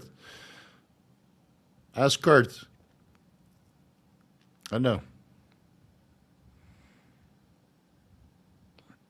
Guys, don't donate so much. Let us peasants ask questions too. Nope. Super chats and members get first dabs, and since the super chat and members go all the way until I finish this Q&A for 2.5 hours, then, you know, what am I supposed to do? HGH and CJC 1295 Maryland, which is best for fat loss? Caloric restriction. But I would say growth hormone is better for fat loss than growth hormone secretagogues. Trigili said all Olympian competitors use side enhancement through Charles Glass. Jay and Dexter didn't tear biceps. It was from bad injection. CBUM 2023. Any thoughts? I don't listen to Nick Trigili because that's brain rot content. Sorry, Nick, but you know it's true. So I have no idea. But is side enhancement use common at the Mr. Olympia? I'm sure it is. Look at all those rear delts, man. Nobody has real rear delts looking like that. And yeah, decided that the side enhancement could cause a bicep tear if you're super tight. And you're putting a boatload of hyaluronic acid or whatever in there, and then you're on Winstrol and stuff, and the muscle is super tight, and you're trying to kick up dumbbells. Then yeah, of course you're structurally making it a little bit more injury prone. How would you help and guide a client having a hard time not being able to go to the gym and work out after a surgery? Just wait until you're fully recovered from the surgery. Do you think I'm going to go to the gym after my gyno surgery? Of course not.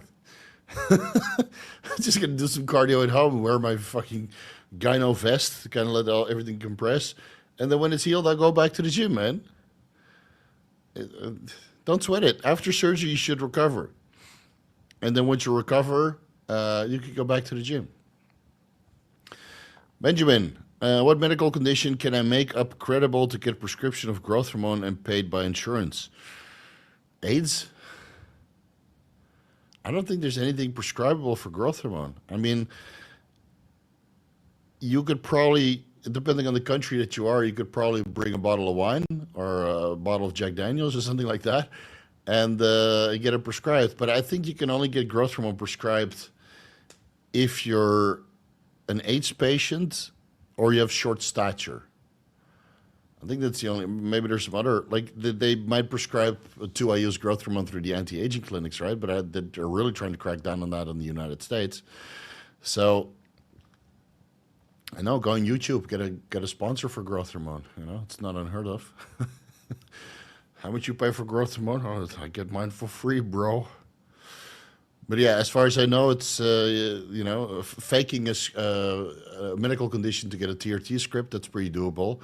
But faking a medical condition to get a growth hormone prescription, I don't think that's possible. Dwazi Ray. I have restless sleep on methylene blue. Play the dosages from 0.2 to 0.75 milligrams per kilogram. I'll feel great on it, but sleep issues is a problem. Advice. Take it early in the morning. And again, since it has a pretty long half-life, if it doesn't metabolize by the time, even at lower dosages, then, yeah, maybe the dose is still too high. Let's see. If you're 100 kilos times 0.2, yeah, that's 20 milligrams. So take 5 milligrams, man. Take 5 milligrams, 3 milligrams, start there. Upon waking, first thing. See if you can still sleep. And otherwise, do more during the day. I don't understand why people have so much problems with sleeping. You know, don't play any video games before bed. Don't take caffeine or energy drinks or whatever after 4 o'clock in the afternoon. Stop doing shit in front of the computer an hour before you go to bed. Right? I have this vigorous Q&A. I finish at 2:30 a.m. I go to bed at 4 a.m. So at 3 o'clock, I'm done, dude. I'm done. I either go play with my cats or I go build a little bit of Lego, and then usually after 30 minutes, I'm already like falling asleep. So maybe prepare yourself for bed. Maybe it has nothing to do with methylene blue, but it seems that the dosage that you're taking is way too fucking high. What glutathione brand do you use? I use Bayer Tationel, the injectable version. So I get the best pharmaceutical grades. Bayer injectable glutathione, baby. Are good EGFR levels a sign kidneys are healthy? No, that doesn't necessarily mean the case. It just means that the calculations that they based on your creatinine levels are good. Do an MRI or an ultrasound of your kidneys to confirm that. But it's an early indication that you don't have any problems with creatinine production or creatinine filtration. You could still have a fucking kidney stone in there. Doesn't affect your EGFR. And then one day you're on the floor, you know, squirming in anguish. Yeah, but my EGFR was good, Steve. So it doesn't mean you can't get a kidney stone. Any problem with nicotine addiction in the form of pouches, vape, or gum? The problem with vape is that it's based on propylene glycol, so it can be highly inflammatory. Nicotine itself, of course, it's addictive, so you have to keep dosing it during the day, otherwise you feel a bit brain fogged. And you build up a tolerance really, really fast. So pouches can destroy your gums. The gum seems to be able to, you know, for occasional dosage at 3 milligrams per serving or 1.5 milligrams per serving. But I would use nicotine as needed, man. Once in a while, you know, but every day, nah. Doesn't sound like a good idea to me. All right, we finally get through all the membership questions, so now we can answer some regular questions if they're fun to answer.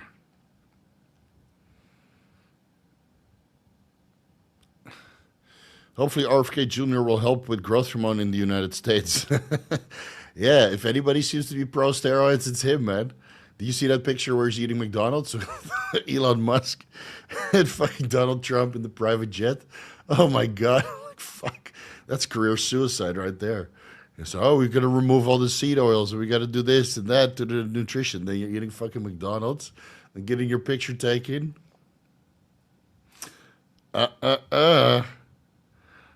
No can do, bro. What's that movie? Oh, yeah, Jurassic Park. That's not the right password. Mast increased my prostate-specific antigen. Is that a common side effect? It could be. It's a DHT derivative. And again, if you're prone to inflammation in the prostate from DHTs or DHT derivatives, then mastrone could contribute to that. So, time to do an ultrasound, see what's going on. They do it from the front, not from the back. The back is more fun, but, you know, depending on what kind of... If your sonographer is hot, it's more fun from the back, especially when they use it. I think it's enlarged. I'm not sure. Can you check again, please? Fuck all the way. So I can grab it with my whole hand. And we get the Indiana Jones 2 scene where they grab out your prostate and it's still pulsating.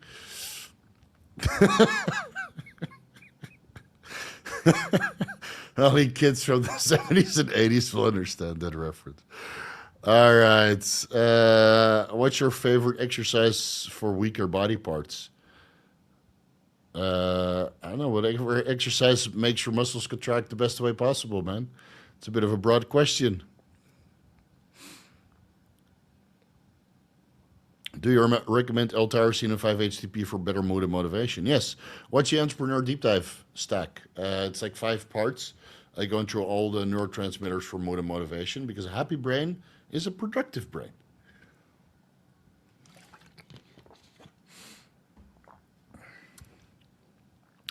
Skynet is real. Where's the article? BHB on my website, vigorsteve.com.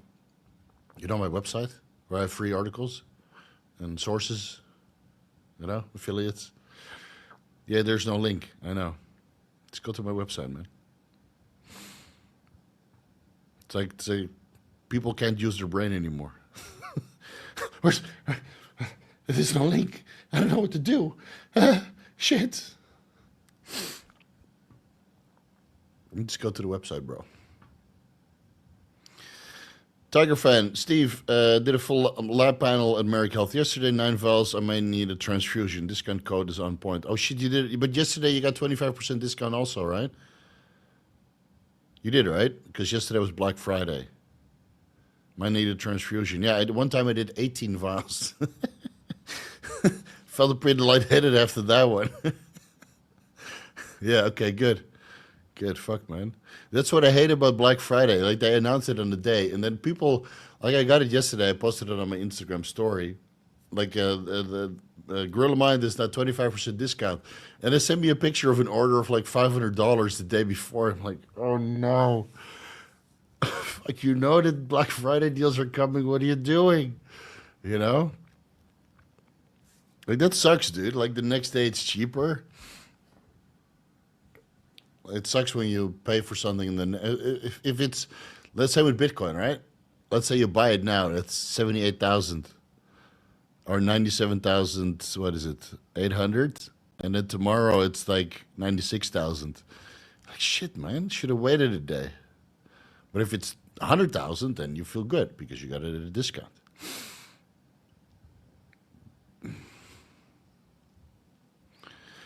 What cycle would you recommend to keep DHT levels stable and not crash? Don't use finasteride. Use a testosterone replacement therapy for stable DHT levels.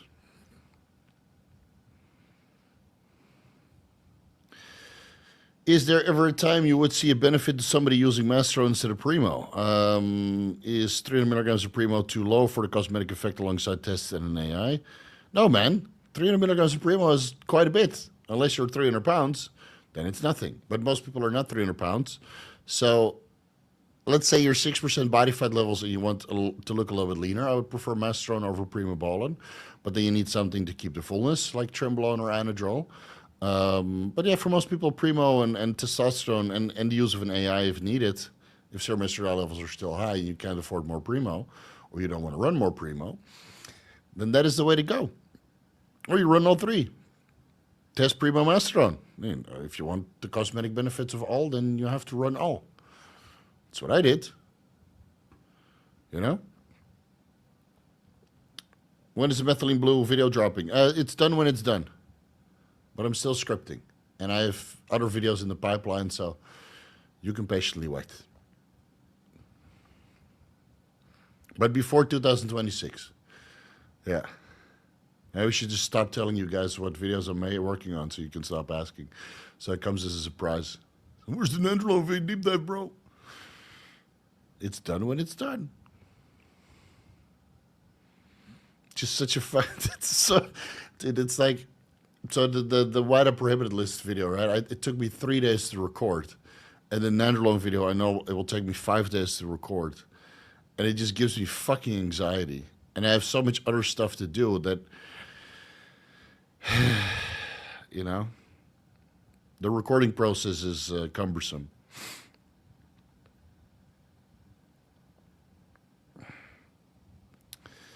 Came off CNS meds 50 days ago. My upper posterior chain nerve stopped signaling entirely. Anything besides... I have no idea, man. I don't know what CNS meds you're on, and I don't even know if BPC and TB500 would help with nerve regeneration. I would look into ARA290, which is an erythropoietic compound that actually helps with nerve regeneration. It's been shown to work with shingles. But will BPC 157 and TB500 help with that? I'm not sure, man. I can't remember reading anything in scientific evidence if that would work. And I don't know what kind of CNS meds you were on, so... I mean, choline supplementation helps with nerve signaling. So no, man, I'm a bit of a loss here.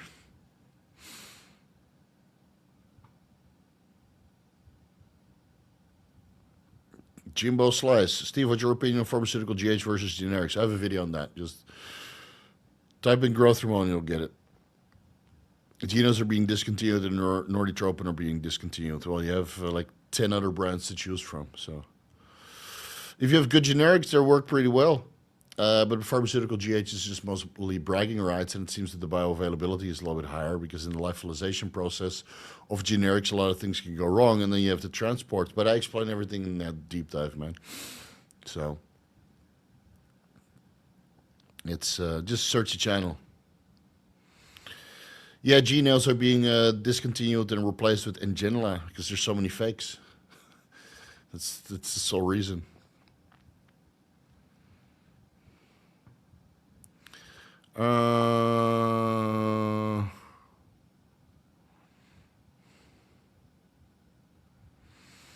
Your work is benefiting so many people. Super grateful. Yeah, I meet people in the gym all the time that say that they love the content.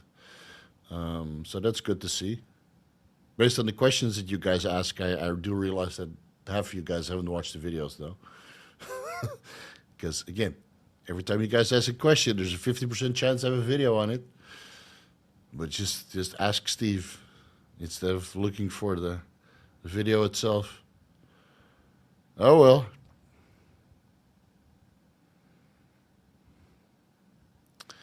What peptide and or GLP-1 would you recommend for a proper cut? No anabolics. AOD 9604 and Ritrotide.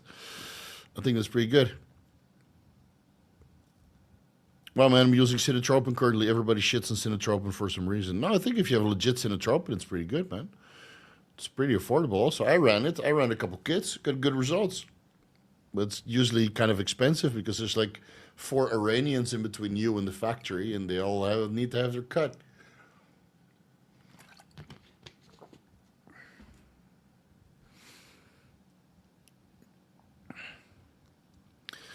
Have you finished the Legos yet, or are you waiting for the next trend cycle? No, so, man, I finished so many. I got the deck. I should take some pictures at one point, but I'm still waiting for my wall mounts, and I sometimes have time for it, sometimes I don't. So I have two Deku trees, the Breath of the Wild version and the Ocarina of Time version. I have the Lighthouse. I have the A-frame. Did I have I have Optimus Prime. That was a fun build. Yeah, Optimus Prime. Anyway, I'll finish all of them and I'll display it and I'll take some pictures. Then everybody can call me a fucking nerd. Maybe what's a Ziegler monster will understand. But yeah, I think, and the Jaws set, I think I built like 20 sets or something. And they're all like spread around the house, kind of collecting dust until I have some time to get these wall displays up. And then it will look good. So we'll have like a little display and then a poster behind it. Because of course the Optimus Prime version, you got to have the Transformers the movie 1986 poster behind it, right? And then with the Deco Tree, I want two promotional posters for Ocarina of Time and Breath of the Wild. And then for Jaws, I want the Jaws poster for the movie of 1979. Is that correct? And then do some lights and stuff. So, yeah, I wish I had more time for that. But, yeah, eventually it will be done. And then the cool thing is when I do have kids, and the kids are like, what is that? And you can take it off. And then, like, what is this? Can we build something like that? And you take them to the Lego store, and then you buy a set, and you start building together. Good. And if they drop it on the floor, instead of getting angry, like, well, now you got to fix it. You whip out the book, and you get the building. Of course, they learn from that, and then they smash your Optimus Prime on the floor. Now we got to build this one too, Daddy. Oh, my God. What are good binders for the SLU? I don't know. Magnesium stearate?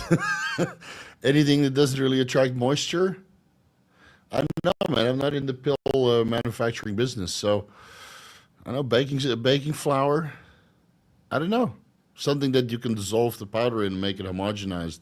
And then maybe use, what is it called? A coffee grinder, right? That just spins it up and makes it homogeneous. And you have to fill in the tablets. But that's why I usually just buy ready-made because it's just too cumbersome. It's not worth my time, man. It takes way too much time. Yeah, it's so much cheaper. Well, you got to put it, if it takes you 4 hours to make tablets, you could make $10,000 in those 4 hours, then just buy a fucking bottle. But if in those 4 hours you make like $20, then yeah, of course, make your own tablets. It's fine. You gotta put some money on your time, man. Hey, Steve, ezetimibe and bergamot dosages on a cruise versus blast. I had success with GW for post-lipid post-cycles. Cardio and diet is usually 8 to 10, 10 to 10. Okay, so ezetimibe on a cruise and a blast, I would do 10 milligrams. I would keep it the same. On a cruise, maybe you don't need ezetimibe, but the citrus bergamot I would just keep in there as a feel-good supplementation protocol, 500 milligrams in the morning, 500 milligrams in the evening. And then ezetimibe, depending on how bad your lipids are on a cruise, you know, you might need it, might not need it, but on the blast, for sure. Not in GW1516, might raise your HDL and improve your LDL levels, but it's probably also because you're in the fat loss phase. And, well, if you're in a fat loss phase, then your dietary fat intake is restricted and you're doing more cardio. So is that the GW1516 or the you know, diet adherence? Not entirely sure. So.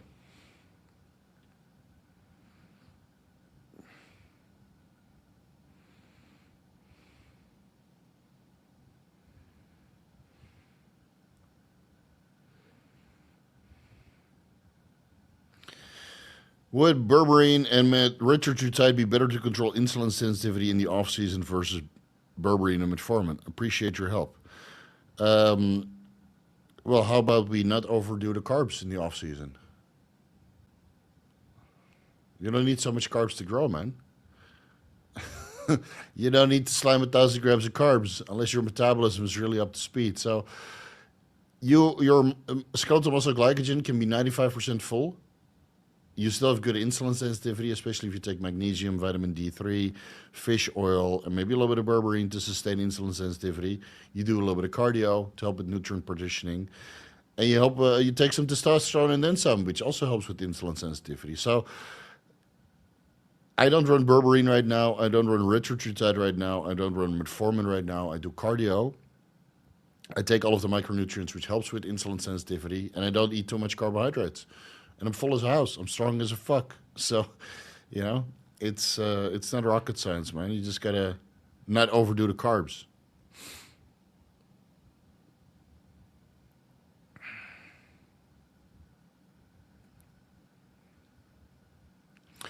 Cardio year round. That's right. Eat a smidge less. Get good fiber in. Exactly. It's like, oh, it's off season. I'm gonna bulk. I mean, did you think I went from 2,500 to 5,000 calories in a week? No, man. I had to build that up every week based on my feedback. So, Steve, what over-the-counter supplements do you recommend for liver recovery and protection? N-acetylcysteine, vitamin E, Tatka. That's about it. Yeah. How strong is a fuck? I don't know, ask the wife. I'm sure she would know. Yeah, I'm pretty strong. Strong for me, though. Not as strong as I used to be, but yeah. Not 10 plates in the leg press anymore. My knees can't handle that shit, man. But I'm still pretty strong. Yeah. Not as strong as you, though, Chase. Chase is a beast. Are you over your post-contest, post-Olympia blues already? Are you feeling better? When using ephedrine and Nabivolol, how do you time it? I was thinking pre-workout ephedrine and post-workout Nabivolol. Yeah, you could do that. Yeah, you could do that. And then the ephedrine would not interfere with the Nabivolol and vice versa because ephedrine metabolizes quite quickly. And Nabivolol, if you take it post-workout, then by the time you have your next workout, it doesn't interfere with the ephedrine. So, yeah, that's something you could look into. That's something you could look into. Again, make sure you have experience with both before you start stacking them together. I've allegedly done Nabivolol in the morning and injectable ephedrine like 3 times per day during various world championships to keep myself going because I had 17 clients, losing 5 kilos in the process, running through the hotel rooms. But that's me. That's not a recommendation. Chase says I don't need to be strong anymore. Yeah, we're already big.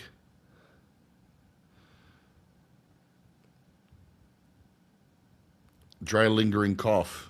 Man, you were sick that long after Mr. Olympia? I know, I felt pretty lost also, but it's because I got fat. But I'm feeling better now. I'm pretty swole. I'm bigger than I was at the Mr. Olympia. So, I'm going to dwarf all you fuckers at the Arnold Classic.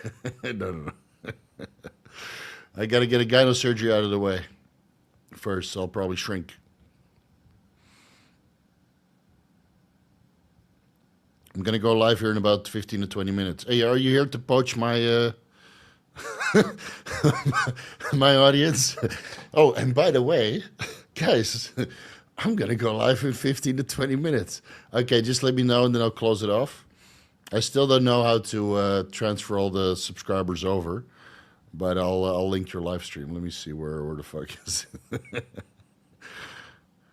Oh, yeah, and instead of Steve's discount code for Modern Aminos, choose mine. Code Chase. Chase, where's your live stream? I don't see it in my feed. Do you check your heart rate when doing fasted cardio? Yeah, I have one of those oximeters, oxygen meters. So I check it, but it's usually 125 to 135 beats per minute, depending on. Now it's a little bit lower, even though I'm much heavier body weight because now I'm using the Nabivolol upon waking. But when I was not using the Bivol and Mirabegron, it was a little bit higher. I think 135 beats per minute, at about the same intensity on the elliptical. So I do about 20 minutes on the elliptical and then 10 minutes of walking, because right now my calves and quads are pretty pumped after 20 minutes on the elliptical, and then I need to walk it off. They don't want me to... Oh, come on now. I'm sure they love you over there. I'm driving to the gym now. Haven't made it. Okay. Got it. Why are you texting and driving? Is that not... It's snowing over there, right? It sounds dangerous, dude. Sounds dangerous. Allegedly. That's right. All right. Well, I'll make sure that I'll move over the entire audience so you can get 230 people right from the start. Guys, if you're not subscribed yet, subscribe to Chase Arndt's YouTube channel. I'll link it down below. He's almost at 61 or 51,000 subscribers, which is a travesty. He should be at least at 60. So go forth and subscribe. Link down below. Okay, let me see if I don't miss any questions.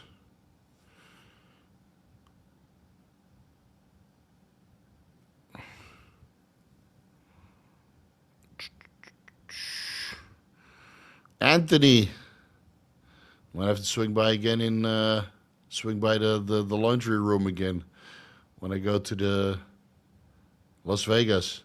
I can't leave there fucking drunk like I did last time, man. Holy shit. I was plastered.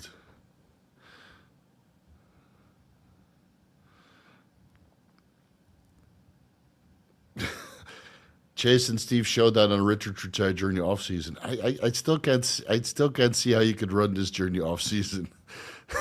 Like I'm stuffing my face and I'm still getting leaner, you know. So it's good though. Must be the 20 I use a growth hormone. My car's driving itself. And technology, man. If you have a self-driving car here in Thailand, it means you're gonna crash. It's not gonna go well. Do it. Do it. Glad to host, buddy. All right. Well, I'll let you know when I'm on the way. I'll bring some more friends, some hotter friends than last time, though. The company last time was too much sausage. Would you consider peptide use breaking natty status? Oh, it depends on if it's on the WADA prohibited list or not. So, again, watch for the deep dive. It's 1 hour and 40 minutes. I way overdid myself. That's why it takes so long for these videos to drop. But right, I only have one editor.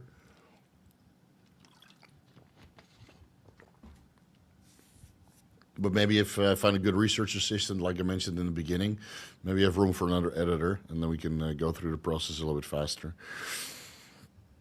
I just don't know how to make small videos. I just don't know. There's too much information to tell. I like to go too deep, too fucking hard, just like how she likes it. And I don't do foreplay, man. That's other channels. It's not me. I don't just do foreplay and then leave you guys hanging with a fucking boner. No, I go all the way to the finish. And then you get all orifices are satisfied when I make videos. So it means that they're long and deep and hard. Before we get too off topic. All right, Aaron. How to lower blood pressure on 700 test, 700 DECA, 700 EQ, 200 train, 130 over 60. I don't know, telmisartan, 40 milligrams. Doesn't seem that it's that high and that much gear. Go check your estradiol levels. What blood pressure is too low? I would say 100 over 50 is pretty low. Yeah, but most people are 125 over 60, 165, or 130 over 65. That's usually where I range at. But if you're 100 over 50, that's pretty low. And it usually just, you know, having more sodium fixes it. Because it's rare for anybody to have it that low when they're taking PEDs. even with ancillaries. You sound great on 2x. Shit, I thought I talked fast, but even 2x, it's too fast. It's super fast. I appreciate the long form videos. See, we have a woman saying it. So if the woman likes long form, then why don't the guys like long form? I know why. TikTok.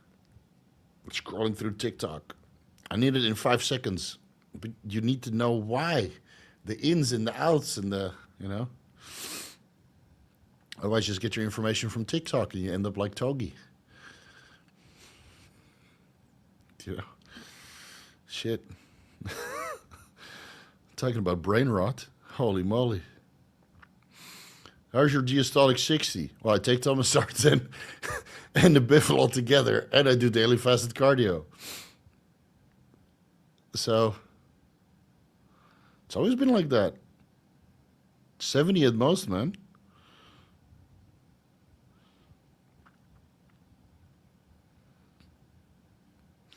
Do you have a recommended stack product that includes L-tyrosine and 5-HTP? No, but you can easily get those from Now Foods from iHerb using my discount code down below. Most supplements don't contain 5-HTP because half the fucking world is on the selective serotonin reuptake inhibitor. So they can't take 5-HTP, especially in America, where they have medications for every little problem. I hate to say it, but, you know. So, yeah. So you can be on all the dopaminergic signaling because everybody's dopaminergically depleted from TikTok and video games and, you know, fast-paced movies and stuff. But serotonin is all being recycled from the SSRIs. So yeah, stack supplements don't really exist. Chase Iron's Reta is A1 and modern Aminos SLU. Name a better combo. Reta, SLU, Methylene Blue, and Mod C. It will change your life during a fat loss phase. You'll feel energetic, you'll feel cognitive, you'll lose fat for free almost, and then empagliflozin on top of that with high dose growth hormone.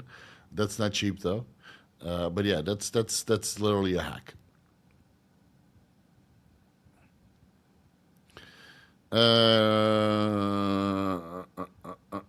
Exactly as predicted.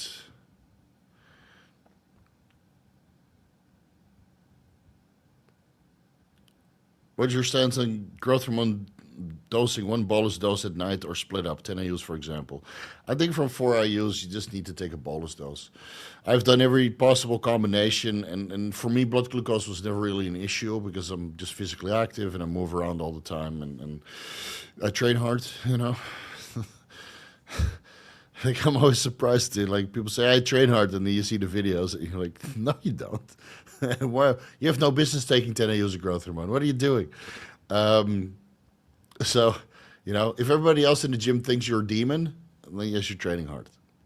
But most, like when the girls walk past you in disgust, because you're sweating buckets, you're making obscene noises and faces, and you're like, what the fuck is wrong with this guy? Then you're training hard. Then you can get away with 10 IUs growth hormone. But yeah, if that's not the case, then if you're not scaring all the TikTok girls, then you're not doing it right. Anyway, there's a multitude of different ways to do it, and I found it works best from higher dose just to do a bolus dose maybe a couple times per week post-workouts, because if you do it every day, you get, you know, obscene water retention. And, you know, you split up your weekly dose. Let's say you have 10 IUs per day to play with. That's 70 IUs over the week, but you only want to take it 4 times per week. Do you take 70 IUs in 4 servings? 70 divided by 4 is like 18 IUs per time. So I'm taking 60 IUs per week, but it's 10 IUs post chest day, 20 IUs post leg day. And then on the days I don't work out, I take off. Oh, you got 2, but did you pay twice? You might want to check your credit card statements, Hardcore Crypto. Here we are. Sorry. I abused the shit out of my body for the last 8 weeks. Orals and injectable tren, Androl, Halo, 1200 milligrams test, growth hormone, etc. Got blood work done. Everything is perfect. Do you think this means that the gear is garbage? I don't know. Look in the mirror. Do you look phenomenal, or does your physique look garbage also? I mean, I've seen people's blood, like Aaron's blood work doesn't budge, man. He can run like 2.5 grams of gear and his blood work is pretty fucking good. If I do that, my blood work is like, oh, holy moly, I think I need to come off cycle. And the same with Kurt Havens, man. I've seen his blood work on a pretty high dosages, and you're like, fuck, man. I wish my blood work would look that good. So, yeah, so again, everybody metabolizes it differently. I'm assuming your gear is real because you should look pretty fucking freaky on Tren, Anadrol, Halo, Test GH. But if you look like absolute trash, then yeah, your gear was trash also. I would look fucking crazy on that cycle, and my blood work would look absolutely terrible. Yeah, I guess everybody's different. Do you know what meds the Thai fighters use? Don't use anything, man. Don't use anything. They're all natty. They're all tiny. They just eat. They're just hard workers. They don't take anything, dude. They have drug testing also. And then, yeah, I hate to say it, but most of the Thai coaches, they don't know how to beat the drug test. That's what all the foreign coaches work for. So, I think all of them are natural. You know? I've never seen anybody that looks like they're taking something. And, you know, with the knowledge that they have, the drug knowledge that they have in Thailand, they would not be able to design stacks like I would be able to design them. I hate to say it, but I talked to a couple of these guys here, and it's especially in the bodybuilding circuit. I mean, you know, these Thai guys that drug themselves to death. So they have no idea what they're doing. Thoughts on recomp cycles in general, staying same body weight but getting leaner? Yeah, that's totally fine, man. That's the best way to do it. You just recomp it to the same body weight. You know, you get bigger and you get leaner. Less pressure on the cardiovascular system, less fluctuations up and down. Easy to stay, you know, in condition from like a endurance perspective. So yeah, the recomping is the best. I usually did that with my clients. You know, the only reason why I'm now growing is because I eat so much food and I take more drugs, more steroids than I did when I was in the cutting phase. So I increased the food and I increased the drugs slightly. Yeah, of course, what's going to happen? You're going to grow. You know. I donate plasma and need my heart rate under 100 beats per minute just for screening. My resting heart rate is 96. It sounds like you need to do some daily fasted cardio, bro. That's way too high. So, and if you want to do it right, do the cardio. Your resting heart rate under 100, it's fucking high, dude. Should be like 60, 50. That's good. 40, minus 45. So yeah, I'm not sure what you're doing stimulant-wise, but it sounds like it's way too high.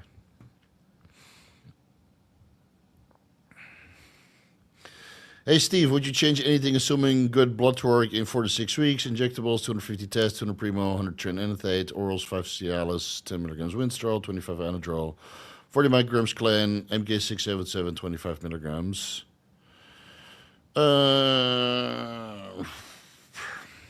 No, I think you can run this for like 3 months straight. But it depends. If you're doing this during a cutting phase, which I'm assuming, after 4 to 6 weeks, you might stall on fat loss or you might lose strength. And then, you know, if you stall on fat loss, you reduce the calories, then obviously you need to overcompensate with more steroids. Otherwise, you're going to get weaker. And if you're already getting weaker, then I would go to 375 tests, 300 Primo, maybe 150 milligrams Tren Enethate. And keep the Winstrol and the Anadrol and the Clen pretty much the same. So yeah, you need to adjust based on how your body progresses. You know, sometimes that means a dose increase or a caloric adjustment or an energy expenditure increase. But it's hard to assume what's going to happen 4 to 6 weeks. But yeah, your blood work will not be perfect on the cycle, but it will probably be good enough to continue. Zai, is 2.5 milligrams Letrozole daily enough to increase estradiol at any dose? Testosterone. Probably. Yeah, I think even at like 2,000 milligrams of testosterone, 2.5 milligrams letrozole, it will probably crash it into the single digits. Will it be zero? No, but it will probably crush it. It's a potent dose, man.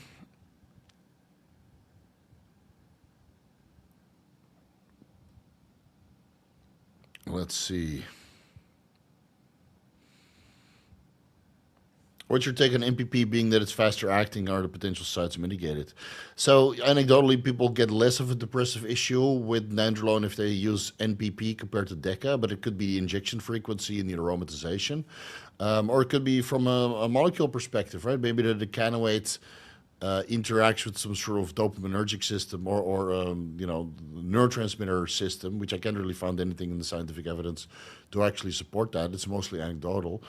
But yeah, some people report depression on DECA. And again, if that happens, then don't run it, run NPP instead. And if you get similar negative effects on NPP, then the compound is not for you. All I can say is that I feel great on test DECA, trestolone, and this combination of fluvoxamine and methylene blue. But is that the fluvoxamine and the methylene blue mitigating any kind of negative effect that I'm getting from the nandrolone? Potentially, right? I mean, all I know is that I'm doing pretty okay. Maybe it's because the cryptocurrency market is up so much. And, well, the thought of making money while sleeping is always good.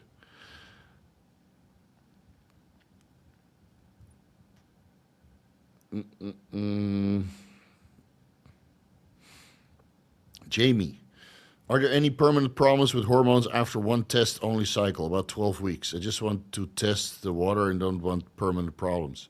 Well, you need to do a post-cycle therapy after 12 weeks on testosterone. So if you do a post-cycle therapy, there shouldn't be any permanent problems. But once the bug bites, you drive to Ferrari for 12 weeks. Do you really want to go back to the fucking Toyota? So that will be your permanent problem, that you're now a fucking drug addict. Because nobody ever does one cycle. You do one cycle, and then you go off, you PCT, you start fantasizing about your next cycle, and your next cycle will be more than just testosterone. So the best recommendation would be to never fucking start. Because otherwise you're going to be like everybody else. You start test, and then test the Cialis, and then test Cialis Primo, and then test Cialis Primo, Anavar, growth hormone, etc. And then before you know it, you're on 10 fucking compounds, just like everybody else. So you just think carefully about the road that you're going to walk, because it's never just test. It's always more and more and more and more and more. That's the hard reality of it, man. And it's hard to let go.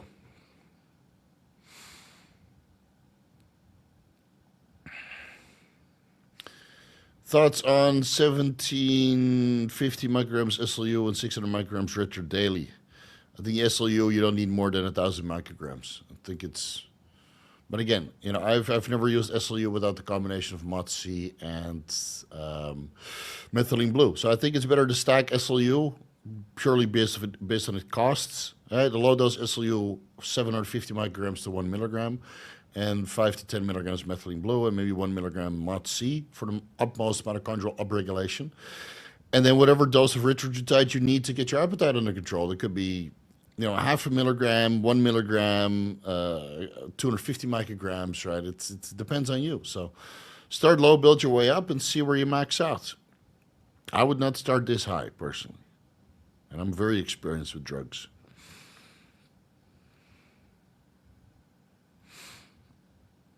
Caleb Luther, I've brewed Dydroboldenone and YK-11 with no super solvents. DHB PIP was badass. Not worth it. YK-11 was the best pre-workout, dry like Halo. Just joints start aching after a few weeks of use. Okay. I didn't know that. But all the YK-11 that I see online doesn't mention which solvents they use or oils they use.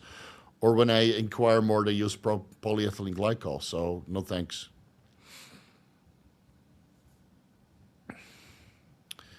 Tren and methylene blue have any interactions? Tren lowers your cardiovascular endurance and methylene blue increases it. Tren lowers your serotonin levels and methylene blue increases it. So it seems like the perfect combo to me. Yeah, you're welcome. Steve, any cholesterol health subs PEPs for my 7-year-old mom? She's got a lot of side effects from nitrites. I don't know. Discuss with a doctor. I'm not qualified to answer those questions. What can you do to improve motivation energy? I'm already on high test, just started fluvoxamine a couple of months ago. Is having too low estradiol the cause maybe? I don't know, could be lack of sleep, could be that you have sleep apnea, could be that you have high oxidative stress and low mitochondrial health. You know, maybe you're vitamin D deficient. It's could be so. Address the root, tackle the root cause, and then try to fix that. But it could be a multitude of different things, you know. Low estradiol can give you low motivation and energy, yeah. So, but you would need to do blood work for that, obviously. I started snoring recently. Okay, so watch the sleep apnea video and record yourself to see if you have sleep apnea. Get a CPAP machine. All right, guys, I think Chase is going to start soon. And I'm at well past my bedtime. Not really, but it's time to move on. I've been here for 2.5 hours. So, guys, subscribe to Chase Irons' website. It's already linked down below. Oh, jeez, what happened? No more super chats. And watch some of the things in the description. Again, I'm looking for a research assistant.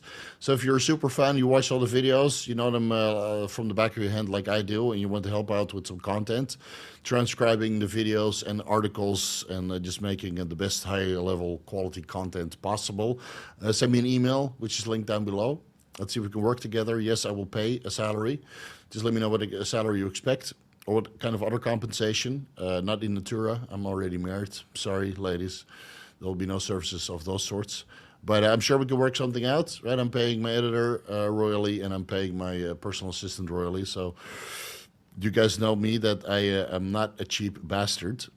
So let's see, right? But we'll go through a screening process because it will be a full-time position, and I'll need somebody who's really going after it.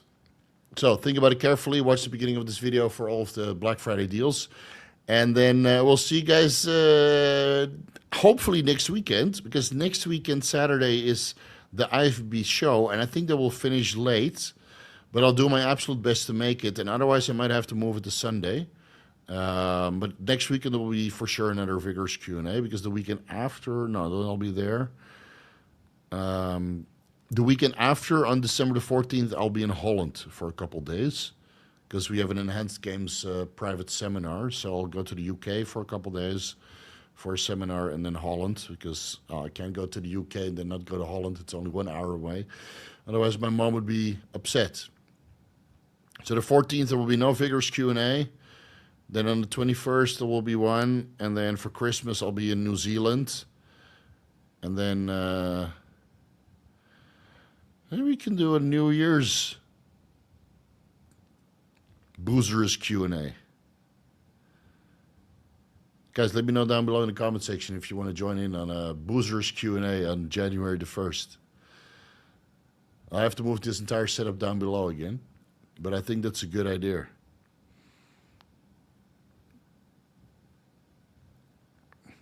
Thoughts on Conor McGregor's court case verdict? I never looked into that. I'll do that after this live stream. All right, so let me know down below in the comment section, and enjoy your Black Friday discounts. All right, again, Modern Aminos will have one next week, Tuesday. So hold out and then get 15%. And Cosmic Nootropics will also have a discount, but we're still waiting for the details. Is Steve competing in the Enhanced Games? No, but I might be advising on some drugs. Who else but me, right? All right, guys. See you guys next weekend. I'll do my best to make it on Saturday and otherwise Sunday. And then I'll have to send, what is it, Paul Burnett and the crew an apology for cutting into their Sunday time. Because that's their day to stream now. All right, peace out, guys. Enjoy your weekend. I know I will.